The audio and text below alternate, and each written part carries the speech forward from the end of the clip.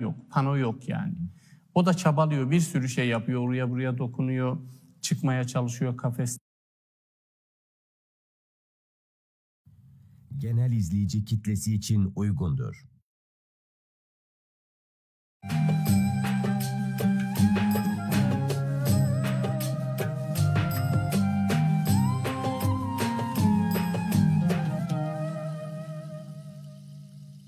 Ekotürk ekranlarından bir muhakeme programıyla herkese selamlar. Yine bir Ramazan akşamı karşınızdayız. Ben Fatih Ergenekon. Bugün çok kıymetli bir konu bizde olacak. Profesör Doktor Tayfun Doğan. Hocam hoş geldiniz. Hoş bulduk. Nasılsınız hocam? İyiyim, teşekkür ederim. Sizleri sormalı. Teşekkür ediyorum. Bir Ramazan akşamı beraberiz. Çok da mutluyuz sizi ağırladığınız için yine. Bir Ramazan daha beraberiz gerçekten. Çok teşekkür ediyorum katıldığınız için hocam. Kırmadınız bizi. Ne demek. Uzaklardan benim için. Eksik olmayın. Hocam ne konuşalım diye düşündük. Öğrenilmiş çaresizlik diye bir serlevha belirleyelim dedik. Belki de lise yıllarımızda bile hatırladığımızda ilk öğrendiğimiz şeylerden biri bu öğrenilmiş çaresizliktir. Evet. Bunun üzerine çok fazla ders herhalde görüyoruz. Evet. Çok fazla konuşulur hocam.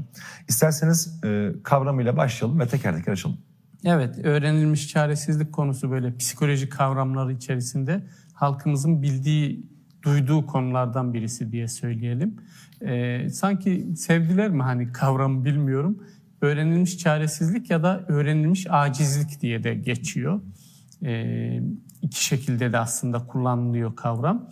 Ve biraz bir deneye dayanıyor. Özellikle Martin Seligman'ın yaptığı bir deneye. Birazdan onu anlatırız ama öğrenilmiş çaresizliği en basit şekilde ben diye anlatıyorum.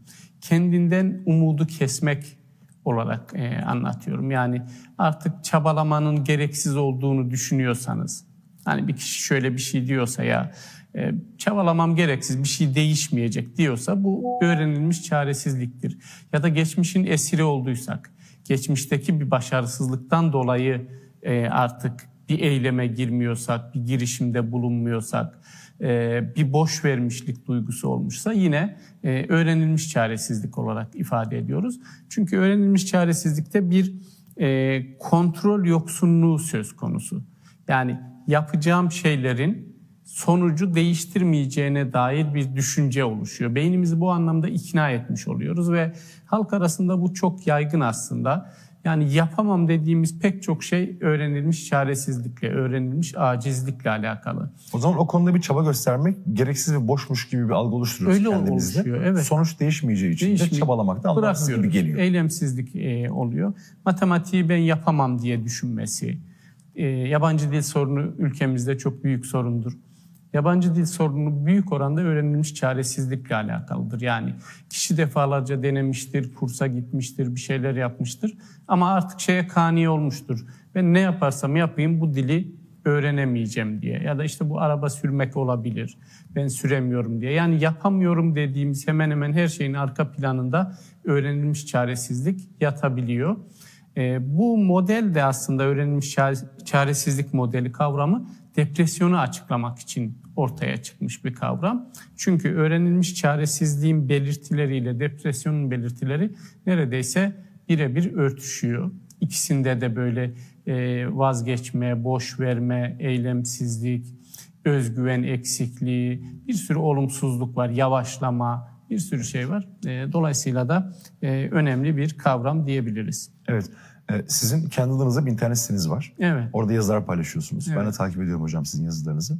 Orada özellikle bunun bir mekanizmadan da geçtiğini söylüyorsunuz. Evet. Öğrenilmiş çaresizliğin bir düşünce biçimi var. Bir üslubu var herhalde değil mi? Evet. Şöyle organizma ilk aşamada davranışlarının sonucu değiştirmeyeceğini anlıyor. Bilişsel olarak ben ne yaparsam yapayım sonucu değiştiremem diye bir yapı oluşuyor beyninde diyelim. İkinci aşamada ise bu kontrol yoksunluğunun eksikliğinin gelecekte de devam edeceğini düşünüyor. Sadece şu anda yapamıyorum değil. Gelecekte de aynı şekilde yaptığım şeyler işe yaramayacak duygusu oluşuyor. Bunun sonucunda üçüncü aşamada da ne oluyor? Öğrenilmiş çaresizlik belirtileri ortaya çıkıyor. İşte vazgeçme, depresif belirtiler, eyleme girişmeme, çabalamama, buna benzer bir sürü olumsuz belirtiler ortaya çıkıyor. Dolayısıyla bu üçlü mekanizma önemli. Peki buna nasıl ulaştılar? Bununla ilgili çok meşhur bir deney var işte.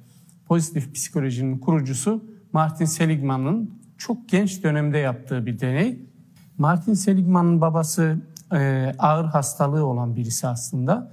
Onda çaresizliği görüyor ve bu çaresizlik mekanizmasının nasıl bir şey olduğunu araştırmak için bir meslektaşıyla beraber köpekler üzerinde bir deney yapıyorlar.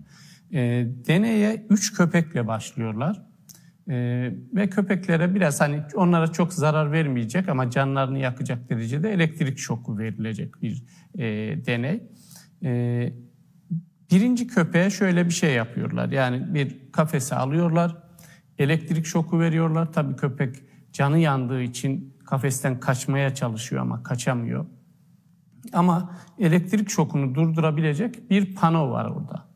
O panoya dokunduğu anda şok duruyor. Birinci köpek bunu öğreniyor ve ne zaman elektrik şoku gelse panoya dokunuyor. Kesiliyor. Elektriği şoku durduruyor, acıyı durduruyor. İkinci köpeğe kafese koyuyorlar. Ona da aynı şekilde elektrik şoku veriliyor. Ama onun elektrik şokunu durdurabileceği bir imkan yok. Pano yok yani. O da çabalıyor, bir sürü şey yapıyor. Oraya buraya dokunuyor, çıkmaya çalışıyor kafesten. Ama ne yaparsa yapsın elektrik şokunu durduramıyor. Ve köşeye kıvrılıyor, kafesin köşesine. Orada inleyerek, acı çekerek bekliyor. Evet. Artık şey de yapmıyor. Arayışa girmiyor, çabalamıyor. İşte diyorlar ki bu noktada öğrenilmiş çaresizliği öğrendi. Çünkü defalarca denedi, durdurmaya çalıştı ama durmuyor. Artık kabulleniyor, acıyı çekmeye devam ediyor. Üçüncü köpeğe ise ne elektrik şoku veriyorlar ne pano, sadece kafese koyuyorlar. Sonra deneyin ikinci aşaması başlıyor. Asıl önemli kısım burası. İkinci aşamada kafesten çıkabilecekleri, atlayıp kaçabilecekleri bir ortam hazırlıyorlar. Ve birinci köpek, elektrik şokunu durdurmayı öğrenen köpek, elektrik şoku verilince kafesten kaçıyor. Bir şeyden atlayıp öbür tarafa geçiyor, elektriksiz yere geçiyor. Bizim ikinci köpek, yani öğrenilmiş çaresizliği öğrenmiş olan köpek yine hiçbir girişimde bulunmuyor. Ve o köpek aslında oradan atlayıp kaçabilecek bir potansiyele sahip. Sahip, şartlar değişti. İşte o yüzden az önce dedim, öğrenilmiş çaresizlik geçmişin esiri olmak. O köpek geçmişin esiri. Çünkü geçmişte atlamaya çalıştı, çabaladı, kurtulmaya çalıştı. Ne yaparsa yapsın kurtulamadı. Şartlar değişti, artık kolayca atlayabileceği bir ortam olmasına rağmen herhangi bir girişimde bulunmuyor. Üçüncü köpek ise yine atlayıp kurtuluyor. Çünkü o şeyi öğrenmedi. Öğrenilmiş çaresizliği öğrenmedi. Daha sonra peki deneyde ne oluyor?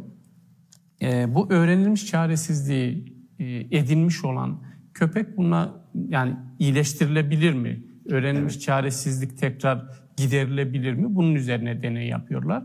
Ve köpeği alıp el yardımıyla diğer tarafa aktarıyorlar her elektrik şoku verildiğinde. Ve bunu defalarca tekrarlıyorlar. Ve gerçekten köpek bu sefer elektrik şoku verilince kaçabileceğini öğrenmiş oluyor. Yani demek ki aşılabilir bir şey. Aşılabilir. Küçük adımlarla belki o yapamam dediğimiz az önce verdiğim örnekler matematik olabilir, yabancı dil olabilir. Zayıflamayla ilgili, diyetle ilgili de aynısıdır. Etrafımızda bir sürü insan var. Defalarca deniyor değil mi zayıflamayı? Değişik yollar deniyor ama bir şekilde bulamıyor. Herhangi bir çözüm bulamıyor. Dolayısıyla da diyor ki artık nasıl olsa zayıflayamıyorum, bırakıyor. İşte burada aynı köpeği tutup elleriyle diğer tarafa geçirdikleri gibi küçük adımlar belirleyerek, küçük başarılar, hedefimize giden kilometre taşları belirleyip adım adım, yani bir anda büyük hedefe ulaşma değil de küçük adımlarla ilerleme, küçük başarılarla o zaman oluyor. Yani bak, yani bir anda 10 kilo verme değil de işte yarım kilo verme, 1 kilo verme ya da bir anda sular seller gibi yabancı dil konuşma değil ama olabildiğince az basit şeylerle adım adım ilerlediğimizde öğrenilmiş çaresizliği kırabiliyoruz. zaten değişim dediğimiz şey de biraz o ufak adımlarla gelen bir şey değil midir hocam? Evet. Yani bir anda hani yarın kalkınca, uyanınca artık başka bir insan olacağım, tamamen kendimi değiştireceğim gibi değildi. Biraz emek vererek, değil mi? Biraz sabırlı olarak. Süreklilik sağlayarak. Süreklilik, devamlılık sağlayarak ancak bu değişimler herhalde gelecek. Evet. Bu diyette böyle, sporda da belki bu şekilde böyle değil mi? Tüm davranışlarda. Tüm davranışlarımız Doğru bak, için. spor da buna verebiliriz. Hani bir anda değil mi spor salonuna giderek kas yapamazsınız mesela. Evet. Fit olamazsınız yani. Bu belki aylar alacak. Yavaş yavaş birikecek yaptığınız şeyler. Ama istikrarlı bir şekilde devamlı, değil mi? Aynı performansı göstererek. Evet. Yani şunu söyleyeyim. Çok önemli bir söz. Başarıyı biz abartıyoruz. Başarı dediğimiz şey bir şeyi sürekli yapmaktan gelir. Yani istikrarla alakalıdır. Herhangi bir konuda istikrarlı olun. Önünde ya da sonunda mutlaka başarı gelecektir. Evet. Öğrenilmiş çaresizlik ve kendini gerçekleştiren kehanet diyorsunuz hocam. Evet, bir de o var. Kendini gerçekleştiren kehanetle öğrenilmiş çaresizlik birbirine benziyor. Ama farklı kavramlar. Öğrenilmiş çaresizlikte önce olay oluyor, sonra onunla ilgili bizde düşünce oluyor. Köpek ne yaptı? Yani olayı yaşadı, denedi, dedi ki ben bu sıkıntıdan kurtulamıyorum. Bakın bir düşünce oluştu. Evet. Artık çabalamam anlamsız diye düşünmeye başladı. Önce vaka var, sonra duygusal. Evet, önce vaka, sonra düşünce ya da duygu, ikisi de var. Kendini gerçekleştiren kehanette ise önce düşünce var, sonra vaka var. Yani kişi şöyle, daha yola çıkarken diyor ki ben matematiği yapamam zaten. Ve sonunda da yapamıyor. O yüzden kendini gerçekleştiren kehanet diyoruz. Kendini gerçekleştiriyor yani. Ya da işte çok beğendiği birisi oluyor. Karşı cinsten birisi. Teklif etmek istiyor buna. Ama diyor ki arkadaşına ya kesin kabul etmez zaten bu. As Maghreb falls, families break their fast together. But for an orphan in Gaza, ve o da kabul etmiyor yani. Oysa ki deneyimlemediği için, evet. Yani deneyimlemediği halde baştan bir ön yargılı yaklaşmış. Ön yargılı ama olumsuz bir şekilde yaklaşıyor. Ona göre de beden dili belki değişiyor, ses tonu değişiyor. Gidip teklif ettiğinde kabul etmiyor karşı taraf. Ya da işte ben yabancı dili zaten öğrenemem diye kursa yazılıyor ama diyor ki zaten öğrenemeyeceğim, biliyorum. Ve gidiyor haklı çıkıyor. Yani kendini gerçekleştiren kehanette o yüzden haklı çıkma var. Evet. Sonunda da şunu derler yani. Bak ben demedim, ben biliyordum öğrenemeyeceğimi. Ama belki de öyle dediğimiz için zaten öğrenemiyoruz. Belki de öyle kendimizi şartlandırdığımız için, değil mi? Kendimizi frene sokuyoruz. Karar veriyorsunuz. Daha yolun başında ben bu yolu bitiremem diye karar vermiş oluyorsunuz. Süreçte de ona göre davranıyorsunuz, evet. Doğal olarak yani. Sonuç nasıl olsa kötü olacak diye düşünüyorsunuz. Evet. Seligman'ın köpek deneyi bize hep hocam fare olarak anlatılmıştı değil mi? Yani böyle kavanoza konulan bir fare, kapak. Yok, onu da söyleyeyim. Evet. Köpeklerle başlıyorlar deneye. Ama sonra bunun türe özgü bir şey mi? Yani sadece acaba köpeklerde mi yoksa başka canlılarda oluyor mu diye bakıyorlar. Kediler üzerinde, maymunlar üzerinde, fareler üzerinde, balıklar üzerinde ve insanlar üzerinde de yapılıyor ve tüm bu organizmalarda diyelim aynı sonuç elde ediliyor. Tabii insanlara şey vermiyorlar, elektrik vermiyorlar.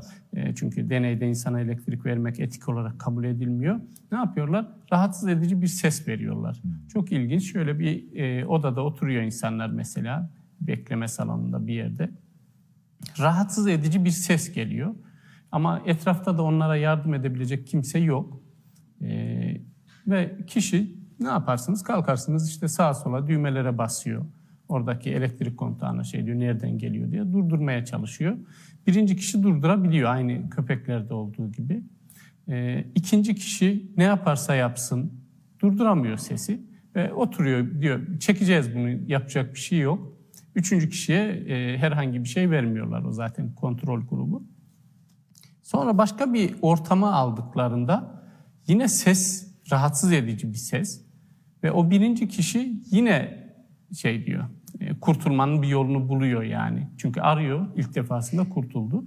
Ama bizim ikinci kişi bu sefer yerinden kalkıp araştırmıyor bile. Evet. Orada düğme var, aslında dokunsa bu sefer kesilecek ses. Çünkü farklı bir ortam, farklı bir oda. Ama herhangi bir girişimde bulunmuyor. Geçmişte yaşadığımız olumsuz deneyimler hocam, evet, bugünümüzü hemen şekillendiriyor. Belirliyor. Ve bu bir sürü olayda oluyor böyle, evet, dediğim gibi. Hocam genelde peki böyle durumlarda ne tavsiye ediyorsunuz? Gerçi umutla çok ilişkili bir şey olacaktır diye düşünüyorum. Evet. Onu ayrıca bir başka açacağız ama diyelim ki dil öğrenmek için bir kursa başlayacak veya işte karşınızla tanışmak için bir girişimde bulunacak diyelim. Daha güncelleyelim örneği. Ve daha önce bununla ilgili de başarısız olmuş diyelim. Evet. 2 defa denemiş, 3 defa denemiş. Bu tarz durumlara siz kişilere genelde birebir ne tavsiye ediyorsunuz? Burada fayda sağlayacak şey birincisi iyimserliktir. Öğrenilmiş iyimserlik dediğimiz şey. Yani öğrenilmiş acizliğin, öğrenilmiş çaresizliğin panzehiri öğrenilmiş iyimserliktir. Bir kavram daha var, öğrenilmiş güçlülük, ondan da bahsedeceğim. Evet. Öğrenilmiş iyimserlik şu: başımıza olumsuz bir şeyler geldiğinde bunların geçici olduğunu düşünmek, bir ömür boyu sürmeyeceğini düşünmek, bir alanda başarısız olmanın her alanda başarısız olmak anlamına gelmeyeceğini düşünmek. Bu konuda kafamızda bir düşünce oluşması ve her şeyin bizimle ilgili olmadığını düşünmek bazen de. Yani atıyorum, bunu bir sınavla ilgili örnek verelim. Matematik sınavından kalmış 2 kişi düşünelim. Birisi iyimser, birisi kötümser. İyimser şöyle düşünüyor: yani bu ömür boyu sürecek bir şey değil. Matematikten kaldım, iyi bir şey değil ama 3 ay sonra bir anlamı kalmayacak, geçebilirim. 6 ay sonra, seneye hatırlayacağım bir şey bile olmayacak belki diye düşünüyor. Yani bunun kalıcı olmadığını düşünüyor. 2, bir alanda başarısız olmanın her alanda, hayattaki her alanda başarısız olmak anlamına gelmediğini düşünüyor. Yani evet, matematikten kaldım, bu hoş bir şey değil ama diğer 7 dersi geçtim. Çok iyi çay demliyorum, çok iyi pilav yapıyorum, İnsanlarla ilişkilerim iyi. Yani sadece matematikte sorun yaşıyorum diye düşünüyor. Bakın, bu kendini kandırma falan değil. Gerçek bu zaten. Realist aslında, düşünme de böyle. Yani. Şu konuda kötü olabilirim ama şöyle de iyi olduğum özellikler var. Ben bütünüyle beceriksiz, yeteneksiz değilim düşüyor. 3. olarak da bu mesele sadece benimle ilgili olmayabilir diye düşünüyorlar. Yani gerçekten çalıştığı yerden çıkmamış olabilir sorular, o gece iyi uyuyamamış olabilir, dersi kaçırmış olabilir. Yani dışsal faktörlerin de etkisi olabileceğini, her şeyin kontrolümüzde olmadığı düşüncesi. Peki kötümser nasıl düşünüyor? Hayatım bitti diyor, matematikten kaldım, bu hep böyle gidecek sonsuza kadar, ben ölünceye kadar böyle yaşayacağım. 2, ben her işte böyleyim zaten diye düşünüyor. Matematikte kaldım, pilavın da altını yakıyorum, çayı da kötü demliyorum ben, diğer derslerden de geçemeyeceğim. Bakın, bir de geleceğe ilişkin bir yargıda bulunuyor. Yaptığım her iş elimde kalıyor değil mi? Evet, Elimde patlıyor. Evet. Bu benim beceriksizliğimle alakalı. Ben böyleyim. Bak, kendisini de yargılama, yani dışsal faktörleri de es geçme oluyor. Dolayısıyla bizim öğrenilmiş çaresizlik içindeki kişiye iyimser olmayı öğretmemiz gerekiyor. Olayları nasıl yorumlayacak? Yani başımıza kötü bir şey geldiğinde, cüzdanımız çalınmış olabilir, değil mi? Kötü hissederiz mesela. Ama bu gerçekten şey mi? Çok kalıcı, her şeyle ilgili, hani veya tamamen suçlu biz miyiz? Hani hırsızın hiç mi suçu yok şeyde var. Bir sürü etken bir araya geliyor. Hayatta her şey tam anlamıyla kontrolümüzde değil. O yüzden bunu öğretebiliyoruz ve özellikle Seligman öğrenilmiş iyimserliğin adı üzerinde öğrenilebilen bir şey olduğunu söylüyor ve çocuklarımıza iyimserliği öğretmek onları gelecekte yaşayacakları sorunlara karşı aşılamak gibidir diyor. Yani onları aslında güçlendiriyoruz, aşılıyoruz diye ifade ediyor. Şunu da anımsıyorum sanki hocam. Hani iyimser insanlar problemlerle karşılaştıkları zaman onlara kalıcı ve tümel açıklamalar getirirler, değil mi? Evet. Mesela diyelim ki iş yerinde bir amirimizle veya eşimizle bir tartışma yaşadık. Zaten hep çok kötüydü, bana hep çok kötü davranıyordu gibi değil de belki de orada. Ya bugün canı sıkkın olabilir, evden çıkarken bir sorun yaşamış olabilir, trafikte bir problem yaşamış olabilir veya belki bir kriz anındadır gibi daha böyle tümel açıklamalar veya genellemeler getirmek herhalde iyimserliğin en büyük göstergelerinden olsa gerek. Yani iyimser şöyle düşünür: kötü bir gündü, kötü bir hafta değil. Kötü bir haftaydı, kötü bir yıl değil. Yani onu şeyden ayırmamız lazım, bütünden ayırmamız gerekiyor. Bunu becerebiliyor iyimserler ve iyimserlik pek çok açıdan, sağlık açısından da, ruh sağlığı açısından da oldukça faydalı bir düşünce tarzıdır. Çünkü kötümserlik nihayetinde bizim inanın hücre yapımıza bile zarar verecek. Orada diyeceğim, siz ruh sağlığı dediniz ama aslında beden sağlığımız açısından da bunlar çok önemli şeyler onu da değil etkiliyor. Yani iyimser olanlar daha uzun yaşıyor, sağlıkları daha iyi. Kötümserlerde işte hücre yapısı da bozuluyor, daha çok hasta oluyorlar. Başlarına daha çok kötü şey gelmiş gibi düşünüyorlar. Aslında herkesin başına geliyor da bakış açıları farklı olduğu için öyle yorumlanmıyorlar. O yüzden öğrenilmiş iyimserlik, öğrenilmiş çaresizliğinde bir panzehiridir diyebiliriz. Evet. Nihayetinde belirli olayları hocam herhalde değiştiremiyorsak en azından o olaylara karşı bakış açımızı değiştirmekte bir mücadele biçimidir değil mi? Sorumluluğumuz bu. Yani bir şeyleri değiştiremiyorsak, çok güzel ifade ettiniz. Bakış açımızı değiştirme yetimiz var yani. Bizim böyle bir gücümüz var aslında. O olayı farklı şekilde değerlendirmemiz gerekiyor. Çoğu zaman hatta olaydan kaynaklı değil, herhalde bizim olaylara yüklediğimiz anlamlar bizim daha çok etkileyebilme potansiyelimiz. Özellikle hocam. Bilişsel terapinin temel hipotezi budur. Yani bizi üzen, bizi kaygılandıran, bizi depresyona sokan şeyler olaylar değil, olaylara yüklediğimiz anlamlardır diye geçer ve bu ta ilk çağ filozoflarına kadar gider, Epiktetos'a kadar gider yani onun görüşlerine dayalıdır. Çünkü olaylar eğer bizi etkileyecek olsa bir olayın herkeste aynı etkiyi yapması lazım. Evet. Eğer A olayı beni üzüyor, sizi hiçbir şekilde etkilemiyorsa belirleyici olan orada olay değil. Benim olayı nasıl açıkladığım, nasıl yorumladığım, nasıl bir anlam yüklediğim bu olaya. Yani size birisi çiçek verebilir veya işte bir kadına diyelim çiçek verdi, sevinir normalde. Evet. Ama çiçek verme olayını tamamen hiç bilmediği yabancı birisi yapsa mesela rahatsız olabilir. Bakın çiçek verme olayı aynı aslında. Doğru. Ve aynı çiçek. Aynı çiçek olsun. Tüm veren kişi de mesela şey olsun hani aynı olsun, farklı kişilere versin. Biri sevinecektir, biri korkacaktır mesela. Diyecektir ki niye bu kişi bana çiçek verdi şimdi? Olay aynı ama ne düşündükleri, ne hissedeceklerini belirliyor aslında. Evet. Bu olaylara karşı göstereceğimiz reaksiyonlarla ilgili de çok fazla parametre yok mu hocam? Yani burada benim inancım, kişisel yapım, doğduğum mahalle, Tabii. hiç şüphesiz içinde yaşamış olduğum dönem veya zaman, o zamanın ruhu diye belki jenerasyon farklılıkları gibi değil mi? Çok fazla da burada parametre var. Evet tabii ki yani çünkü hepimiz farklı bireyleriz. Genetiğimiz farklı. Her ne olursa olsun içinde büyüdüğümüz aileler farklı. Genel bir kültür olarak aynı kültürde büyüdüğümüzü düşünsek bile alt kültürler var. Dolayısıyla nasıl düşüneceğimiz, olayları nasıl algılayacağımız, nasıl yorumlayacağımız farklılık gösteriyor. Hepimizin farklı özellikleri var diyebiliriz. Evet. Bir de hocam aktarılmış çaresizlikten bahsediyorsunuz. Evet. Bu sanki diğerlerinden biraz daha farklı bir usulle çalışıyor. Evet. Şöyle öğrenilmiş çaresizlikte kişi kendisi deneyimleyip çaresiz oluyordu. Yani köpeğin deneye maruz kalması, kişinin yabancı dili öğrenememesi, kendi deneyimledi. Diyor ki ya ben denedim olmuyor.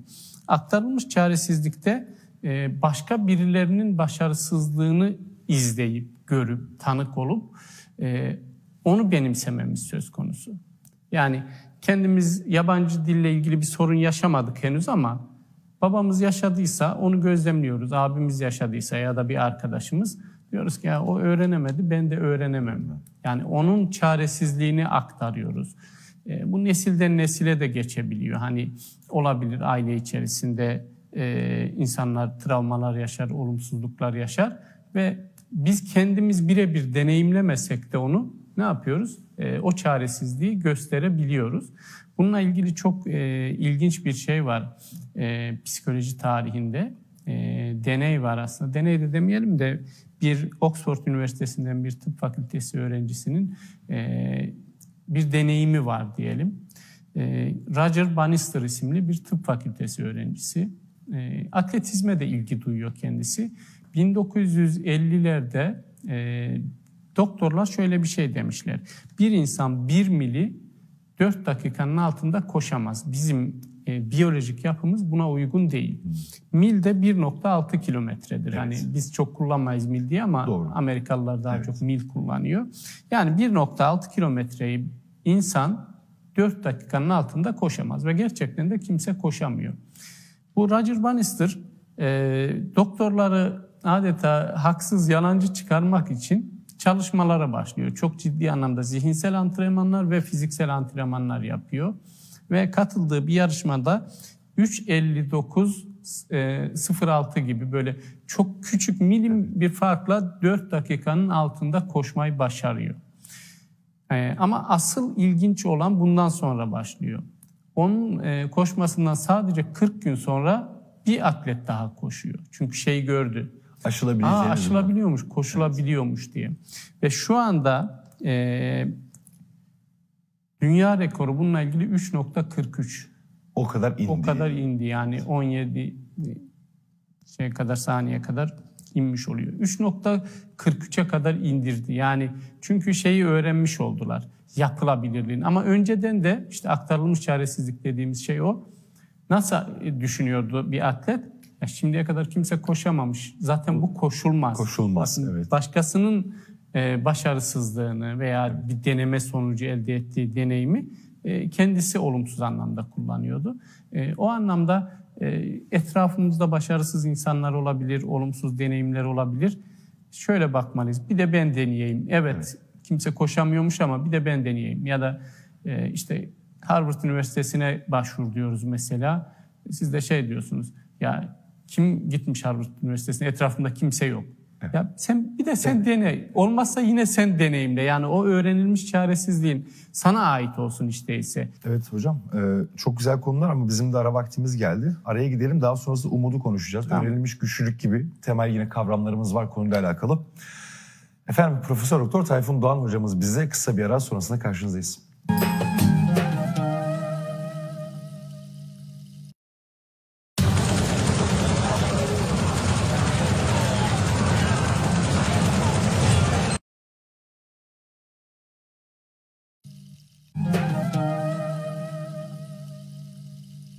Efendim karşınızdayız tekrar. Profesör Doktor Tayfun Doğan hocamız konuğumuz. Bugünkü serlevhamız öğrenilmiş çaresizlik üzerineydi.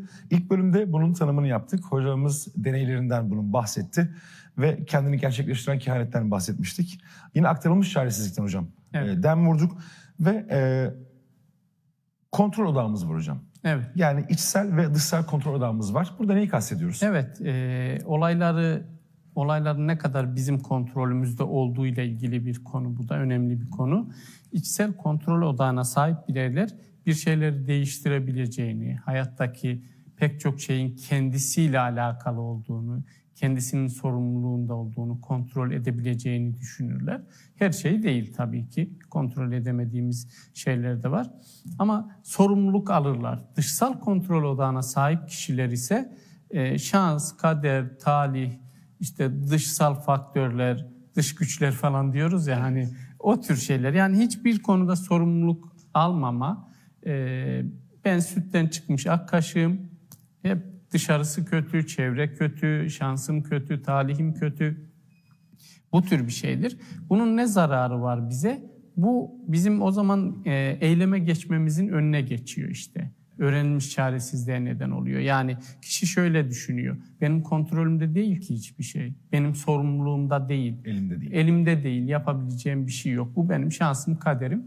Aynı deneye maruz kalan köpek gibi kıvrılıp orada çaresizce bekliyor o zaman. Bir şey yapamayız diyor ki bunu toplumda çok görürsünüz. Yani yok bizden hiçbir şey olmaz. İşte ne yaparsak yapalım değişmez anlayışı. Biraz bununla ilgilidir. Oxford vardı da biz mi okumadık hocam? Evet. Bir sürü buna benzer şeyler söylenebilir.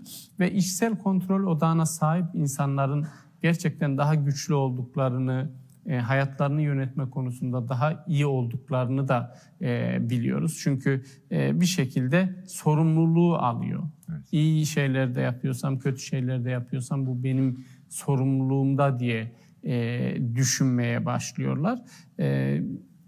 Yanlış kararlar da verebilirler. O durumda da gerçekten geçmişe dönük olarak şey düşünebiliyor işte. Yani evet o zaman o doğru gelmişti, onu yapmıştım ama şimdi bu doğru geliyor diye düşünebiliyorlar. Geçmişe dair kendimize çok acımasız olabiliyoruz bazen. Çok kendimizi suçlama eğilimine girebiliyoruz hocam. Ama aslında düşündüğümüzde o dönemdeki, o zamanın ruhu, o dönemdeki seçenekleri göre belki de en mantıklı doğru kararı verdik. Ama sonucunu göremedik sadece. Evet. Çünkü o zaman işte o doğru gelmiş olabiliyor şartlardan dolayı. Veya yanlış karar da verebiliriz. İlla ki doğru karar verecek değiliz. Ama geçmiş versiyonlarımıza anlayışlı, iyi davranmamız gerekiyor. Çünkü şu anki bilinç düzeyimizde değildik o zaman yani. Evet. O zaman farklı şeyler düşünüyorduk, farklı şeyler biliyorduk. Her gün öğreniyoruz, her gün değişiyoruz. O yüzden bu önemli. Bir diğer önemli konu da burada özellikle terapilerin belki de ilk kuralı diyebileceğimiz bir şey sorumluluk almaktır. Yani terapiye gelen kişi eğer yaşadığı sıkıntıların sorumlusu olarak kendisini görmezse herhangi bir değişim yaşaması zordur. Evet. Çünkü dışarıyı değiştiremeyiz biz. Ancak kendimizi değiştiririz. Şartları değiştiremediğimizde de sizin ilk yarıda da dediğiniz gibi o koşullara, şartlara, olaylara bakış açımızı, onlarla ilgili düşüncelerimizi, onlara yüklediğimiz anlamları değiştirebiliriz. Çift terapilerinde de genelde herhalde böyledir değil mi? Yani zaten bende bir problem yok ki, karşı tarafta bir sorun var. Evet. Zaten ben normalde çok iyi veya mükemmeliyim ya da ben bu şekilde davrandıysam karşı taraf böyle yaptığı için zaten ben böyle yapıyorum diye risk almaktan, sorumluluk almaktan herhalde kaçınıp sürekli sebebi dışarıdaki etkenlerde aramak. Evet, bunun işe yarayan bir kısmı da var. Sizi rahatlatır ama sorunu çözmez. Yani bizim çok fazla bir şeylerden şikayet etmemizin arka planında bu yatar. Yani devlete, millete, annemize, babamıza, şansa, kadere, talihe suçu attığımız zaman şey diyoruz ya ben aslında harika bir insanım, her şeyi düzgün yapıyorum ama çevrem kötü işte yani ne yapabilirim şeklinde rahatlatıyoruz kendimizi. Bir ego savunma mekanizmasıdır aslında bu. Yani egomu rahatlatmış oluyorum. Diyorum ki yani benden kaynaklı değil yaşadığım sıkıntılar, acılar, olumsuzluklar. Dışsal faktörler beni bu getiriyor. Hani anne babalar çocuklara der ya ben öfkeli değilim, sen beni bağırttırıyorsun falan diye. Tam olarak öyle. Yani sorumluluğu dışa atma biraz. Aslında bu hayatta bizi eden şeylerden birisi de geçmişte yaşadığımız bu tecrübeler ve sorumluluklar değil midir biraz hocam, değil mi? Tabii ki. Yani zaten hani bir diğer konu bu bağlamda bahsetmemiz gereken işte öğrenilmiş güçlülük kavramıdır. Evet. Nedir öğrenilmiş güçlülük kavramı? Öğrenilmiş çaresizliği nasıl olumsuz deneyimlerden öğrenip kazandıysak, çaresiz olmayı edindiysek, güçlü olmayı da öğreniyoruz aslında. Yani hem olumsuz deneyimlerden hem de olumlu deneyimlerden bunu öğrenebiliyoruz. Yani bir sürü hastalık geçirmiş olabiliriz, sıkıntı, başarısızlık. Ona benzer olumsuzluklarla yine karşılaştığımızda bu sefer davranış repertuarımızda şey var. Nasıl baş edebileceğimizle ilgili bir sürü yol var. Direnç katıyor halimize değil mi? Hem direnç hem stratejileri biliyoruz. Yani iflas etmişsek ikinci iflasta nasıl davranacağımızı biliyoruz, ne yapacağımızı. İşte boşanmalarda çok olabilir. Bir kez boşandıysa ikinci kez boşandığında neler yapabileceğini biliyor. Onu işte Kibariye'nin şarkısıyla anlatıyorum hep. Ben ne kara kışlar gördüm yine de yıkılmadım. Yani öğrenilmiş güçlülük, güçlü olmayı da öğrenme söz konusu. Ama bu her zaman kendi deneyimlerimizden de olmuyor. Aktarılmış çaresizlikle olduğu gibi. İnanın tam onu soracaktım. Tamam. Yani şunu merak ettim. Hı. Aktarılmış çaresizlikte başkalarının yaşamış olduğu olumsuz deneyimler, evet, ben hiç yaşamamış olmama karşın bende olumsuz bir etki oluşturabiliyor.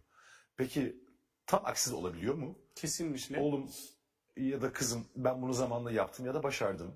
Şöyle bir kriz anında şu şekilde mücadele ederek bunu yaptım. İnanıyorum ki bunu sen de yapacaksın şeklinde bir motivasyon da sağlayabilir herhalde. Kesinlikle. Yani hayat her şey kendimizin deneyimleyeceği, yaşayacağı kadar uzun değil. Akıllı insan aklını kullanan insandır. Daha akıllı insan başkalarının da aklını kullanan insandır. Dolayısıyla burada güçlü olmayı başkalarından da öğrenebiliriz. İlla her deneyimi kendimiz yaşamamız gerekmiyor. Bazı insanlar bunu yaşamışlar, öğrenmişler. Bir yazar, finans uzmanı Robert Kiyosaki var, Japon bir yazar. Dünyada kitapları çok satılan birisidir. O şey diyor işte, daha önceden hiç gitmediğiniz bir yere gidecekseniz yapacağınız en iyi şey daha önce oraya gitmiş birisini bulmaktır diyor.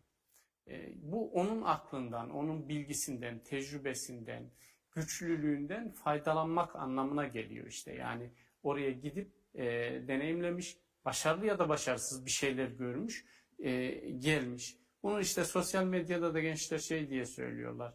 Mutluluğu bulan konum atsın diye. Çünkü o bulmuş artık yerini. Konum atarsa biz de gidebiliriz. O yolları biz de artık aşabiliriz diye düşünüyoruz. O yüzden öğrenilmiş güçlülük kendi deneyimlerimize dayanabildiği gibi başkalarının deneyimlerine de dayanabilir. Gidip arayıp bulup konuşmamız lazım. Sıkıntılarda da, yeni girişimlerde de, yani herhangi bir hastalık olur, psikolojik sorun olur. Bunu kitaptan okuyarak da bazen iyileşebiliyoruz. Biblioterapi dediğimiz yöntem var. Bazen de o sorunu yaşayan insanlarla konuşmak çok iyi gelir. Biblioterapi yönteminde psikologlar kitap önerisinde bulunuyorlar, evet, değil mi hocam? Evet. Şu kitabı şu kadar sayfa mutlaka oku veya önümüzdeki seansa kadar şu aralıkları mutlaka seansa gitmeyebilir de. Bilirdi. Yani kitap okuma yoluyla iyileşme diyebiliriz. Evet. Sorunuyla ilgili iyi kitaplar önerildiği zaman, yaşadığı sorunla ilgili farkındalığı arttığı zaman iyileşme gerçekleşebiliyor. Çünkü dünyada herkes terapiye ulaşamayabiliyor. Hem maddi nedenlerle hem fiziki mekanların veya fiziksel yetersizlikler nedeniyle. O yüzden kitap okuyarak da bunu halletmeye çalışıyorlar. Yani şu söz çok hoşuma gidiyor o anlamda. İyi bir kitap okumak eski dönemin bilge insanlarıyla sohbet etmek gibidir. Yani oturup iyi bir kitap okuduğunuzda geçmişte yaşamış, olumlu ya da olumsuz bir sürü deneyim yaşamış insanlardan bir şeyler öğreniyorsunuz. Bu konuda son cümlem de şu olsun. Yaşlı insanlarla konuşmamız lazım. Onların pişmanlıkları, deneyimleri çok değerlidir gerçekten. Çünkü yaşanmıştır onlar. Süzülmüştür o tecrübeler, deneyimler. Onlardan faydalanmak gerekiyor kesinlikle. Hocam yaşlı insanlar bir toplumun hafızasıdır aslında. Evet. Yani o insanları öncelememek ya da kaybetmek demek hafızamızı kaybetmek demek. Ya o tecrübeyi, o bilgi birikimini, o yaşanmışlıkları neden sıfırdan bir şeyleri kurmaya çalışalım yani. Kaydetmemiz lazım belki, konuşmamız lazım. Güzel sorularla gerçekten 80 yıl yaşamış birisinden pek çok yaşam deneyimi elde edebilirsiniz. Yani paha biçilemez derecede değerli şeyler. Hele ki yaşantı zenginliği yüksek biri ise, yani gerçekten gün görmüş, çok farklı deneyimler yaşamış, farklı ortamlarda bulunmuş bir insan bulduğumuzda onu kaçırmamamız lazım. Gerçekten sormamız lazım. Yani neler yaşadı, nasıl baş etti sıkıntılarla, ne önerir bize. Bundan da memnun olurlar. İnsanlar paylaşmayı da severler çünkü o anlamda. Evet. Zaten biz de konuşkan ve sıcakkanlı bir toplumuz. Evet. Severiz yani öyle kesinlikle. Muhabbeti şey. Hocam öğrenilmiş çaresizlik peki nasıl aşılabilir? Ya o hani bir demiştim ya, şeytanın bacağını da bir yerden sonra kırmak lazım diye. O eşik nasıl aşılabiliyor? Evet. Aslında söylemeye çalıştım. Küçük adımlarla zinciri kırmamız gerekiyor. Yani öğrenilmiş çaresizlik geçmişin esaret zinciridir aslında. Yani geçmişte bir şey, başarısızlık yaşadığım bir konuda artık şartlar değişse bile değiştirmiyorum. Yani şöyle örnek verelim, dinleyicilerimizin, izleyicilerimizin de aklına kalır. Japonya'ya gittim diyelim, bir süre Japonya'da kaldım. Japoncayı öğrenemedim. Evet. Geldim, üzerinden 10 yıl geçti. Bu sefer İngiltere'ye gittim. Yine öğrenemeyeceğim kaygısıyla mesela hiçbir girişimde bulunmuyorum, kimseyle konuşmuyorum, bir şey okumuyorum. Geçmişin esaretindeyim işte, öğrenilmiş çaresizlik o. Oysa şartlar değişti, ben değiştim, yaşım büyüdü. Bir sürü şey oldu mesela. Yani küçük adımlar atarak oluyormuş noktasına geldiğimizde öğrenilmiş çaresizliği kırmış oluyoruz aslında. Çok önemli. Peki hocam, umutla bağlantısına baktığımızda, hani umut genelde geçmişe yönelik olan duygularımız şimdiki zamana ait olanlar ve geleceğe ait olanlar diye Evet. genelde üçlü bir tasnif oluyor. Evet. Umut zannediyorum daha çok gelecekle ilgili olan duygular olarak bize aktarılır. Doğru. Şöyle, hayal etme yeteneği bizim beynimizin bir özelliği. Biz hayal edebiliyoruz. Ve bizde olan herhangi bir yeti insanlık tarihi boyunca bizimle beraber bugüne kadar gelmişse bir işlevi vardır. Bir işe yarıyordur kesinlikle. Hayal etme, umut etmemizi sağlıyor işte. Birinci işlevi bu. O yüzden umudun güzel bir tanımı var Rick Miller Arizona Üniversitesi'nden. Umut, zihnen geleceği ziyaret etme, sonra da bugüne dönüp o yolculuğa hazırlanma becerisidir diyor. Yani önce hayalen geleceğimizi, olmak istediğimiz, yapmak istediğimiz şeyi hayal ediyoruz. Ardından da bugüne dönüp yolculuğa hazırlanıyoruz. Ama hayal gücünü, bu hayal yetisini olumsuz anlamda kullanma da söz konusu. O da nedir? Kaygı. Yani umut pozitif anlamda kullanma bunu. İleride bir şeyler iyi olacak diye düşünme. Kaygı ise kötü şeyler olacak diye bugünümüzü mahvetme aslında. Yani kaygı bugünden çalar. Bir sorunu çözmez mesela. Yani gelecekte olabilecek sorunu halletmiyor. Ama anımızı da Bugünü tüketiyor. tüketir değil mi? Bugünün enerjisini, mutluluğunu alıp götürüyor. Biraz hayal gücünün yanlış kullanımı diyebiliriz. Gereksiz kaygı. Evet. İnsan zihni hocam çok enteresan bir makine galiba. Yani gelecekle sürekli irtibat kuran bir tarafımız var değil mi? Her anda bunu düşünüyoruz. İşte akşam ne yapacağım? Akşam ne yiyeceğim? Akşam ne izlesem? Yarın Geçmişi nereye de gitsem? düşünüyoruz ama. Ama geçmişe düşünüyoruz evet. Evet. Yani geçmişten aslında aldığımız o bağlantıları mutlaka herhalde geleceğe taşıma gibi bir şeyimiz oluyor. Yani şöyle bir denge olması gerekiyor. Hani geçmiş, gelecek, geçmiş, şimdi ve gelecek. Bu üçü arasında bir şey paylaştırmamız lazım. Enerjiyi, sermayeyi paylaştırmamız lazım. Burada en az şeyi geçmişe vermemiz gerekiyor. Çünkü değiştirmemiz mümkün değil. Bitti o. Oradan ne öğrenebilirim diye öğrenip defteri kapatmamız gerekiyor. Geleceğe yönelik de evet planlarımız olacak, tedbirlerimiz olacak, ihtiyatlı olacağız.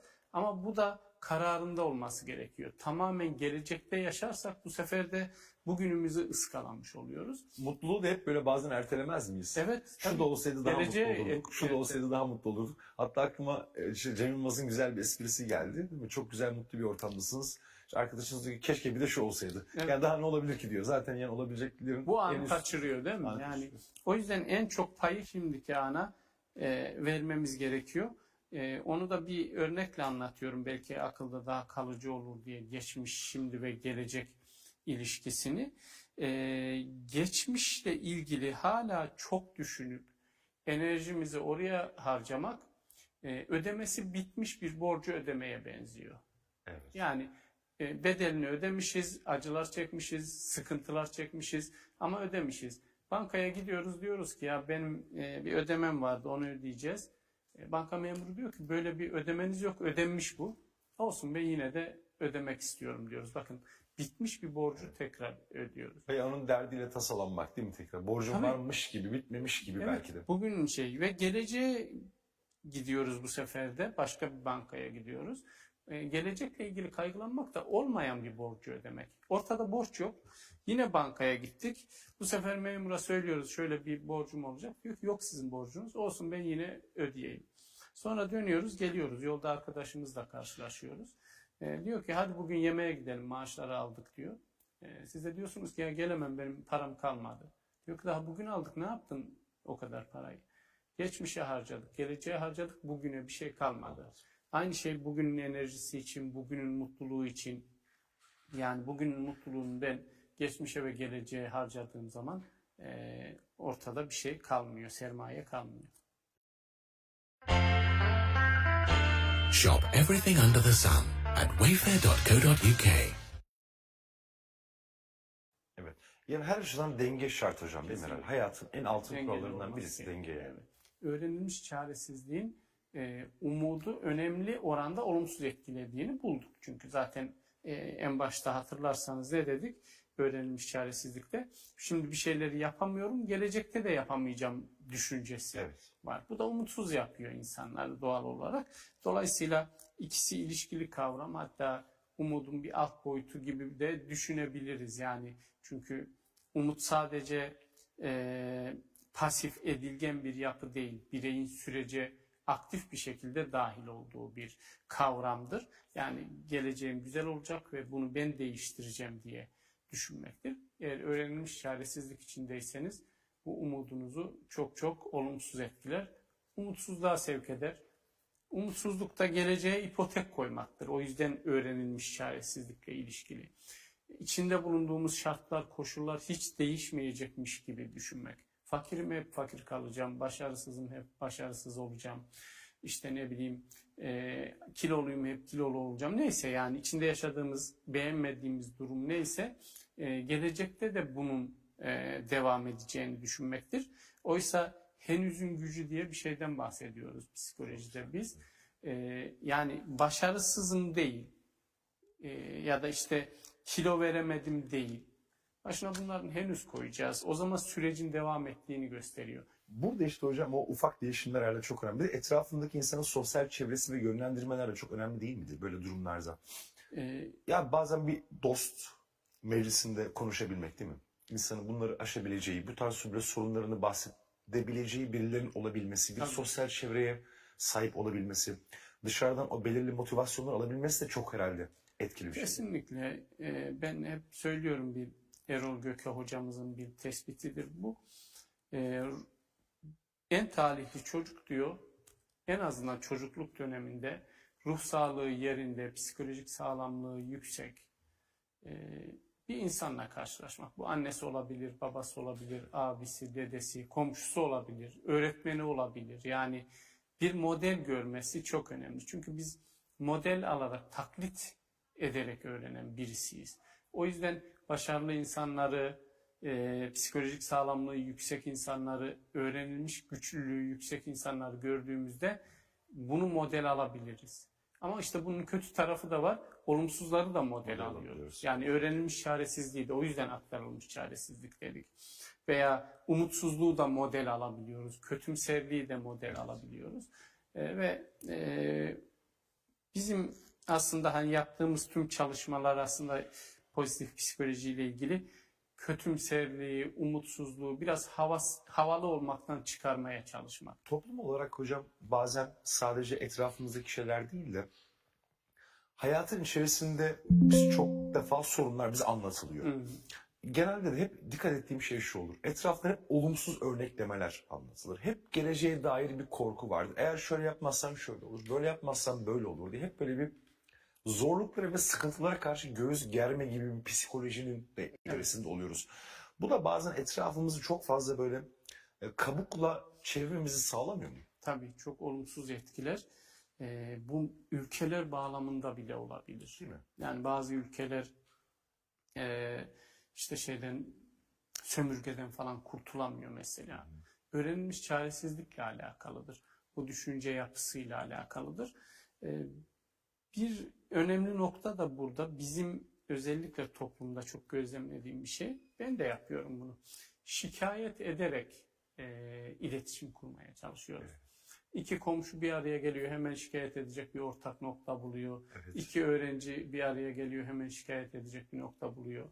Ortak bir konu buluyoruz ve bu da bizi ruhsal anlamda dibe çekiyor gerçekten. Germiyor bu da sürekli? Geriyor, depresif hissettiriyor. Evet. Ama şikayet etmeyi iletişim kurmanın çimentosu gibi kullanıyoruz. Bu alışkanlığı kırmamız gerekir. Ülke olarak bu çok fazla bizde. Çok doğru. Güzel şeyleri konuşmayı alışkanlık haline getirmeliyiz. Hani hocam güzel şey mi var diyen çıkacaktır. Bir sürü var gerçekten. Evet. Bir sürü güzel şey de var ülkemizde. Yani evet, sıkıntılar da yaşıyoruz ama iyi şeyler de var. Evet. Hocam biraz da kötünün reklamı çok hızlı yayılıyor galiba. Evet. Yani benim şöyle bir örnek veriyorum. Bugün Türkiye'de gerçekten araştırsak, baksak milyonlarca insan mesela sokak hayvanlarına mama veriyor veya kap koyuyor. Ama ola ki bu yaşta hani bir tane aklı yerinde olmayan bir kişinin bir hayvana yapmış olduğu bir olumsuz örneklik hemen haberlerde yayılıyor. Evet. Yani milyonlarca insanın kapısının önüne koymuş olduğu su kabı haber olup bir değer arz etmez. Çünkü zaten yapılıyor ama bir kişinin yapmış olduğu şey üzerinden işte aslında birinci bölümde konuşmuş olduğumuz hani problemlere karşı genel ve tümel açıklamalar getirebilmek, değil mi? İşte bütün ülke böyle zaten hayvanların sevilmediği bir ülkede değiliz diye hemen böyle genel çıkarımlar, şikayet üzerindeki yansımalar, bunlar da benim de gördüğüm hem gerek sosyal medya üzerinden olsun, gerek insanların psikolojilerini veya dayanıklarını ciddi anlamda etkiliyor. Evet, yani kötülüğün sesi yüksek çıkar. İyilik sessizdir ve iyiliğin sıradanlığı diye bir şey vardır. Yani bir konferans salonunda her şey yolunda gider, hiçbir şey olmazsa sessizce dağılır insan. Sıradan bir olay. Sıradandır. Ama orada bir şiddet olsa, bir cinayet olsa, bir yangın çıksa, bir şey olsa olumsuzluğun, kötülüğün sesi daha yüksek çıkıyor yani. Evet. Biz de kendimizi böyle kaptırabiliyoruz aslında. Evet. Çevremizdeki veya şehrimizdeki. Tayfun Hocam, sizle program yapmak her zaman çok keyifli. Yani rica ederim, teşekkür ederim. Eksik olmayın. Ayağınıza sağlık olsun. Yüreğinize sağlık. Buraya kadar yoruldunuz, geliniz, kırmadınız bizi. Keyif Eksik benim için olmayın. gerçekten. Efendim, Tayfun Hocamızın kendi ismiyle tayfundoğan.net diye bir internet adresi de var. Aslında tüm bunları hocamız sağ olsun yazıyor. Çok çalışkansınız, durmuyorsunuz hocam. Ara gibi üretiyorsunuz. Teşekkür Kalbinize, ederim. yüreğinize İnşallah bekliyoruz. kitap haline de getirmeye çalışıyorum. Dört göze bekliyoruz hocam bizi. Efendim, muhakemenin bugünkü programı Profesör Doktor Tayfun Doğan'dı. Yarın yine muhakemede görüşmek üzere. Selametle.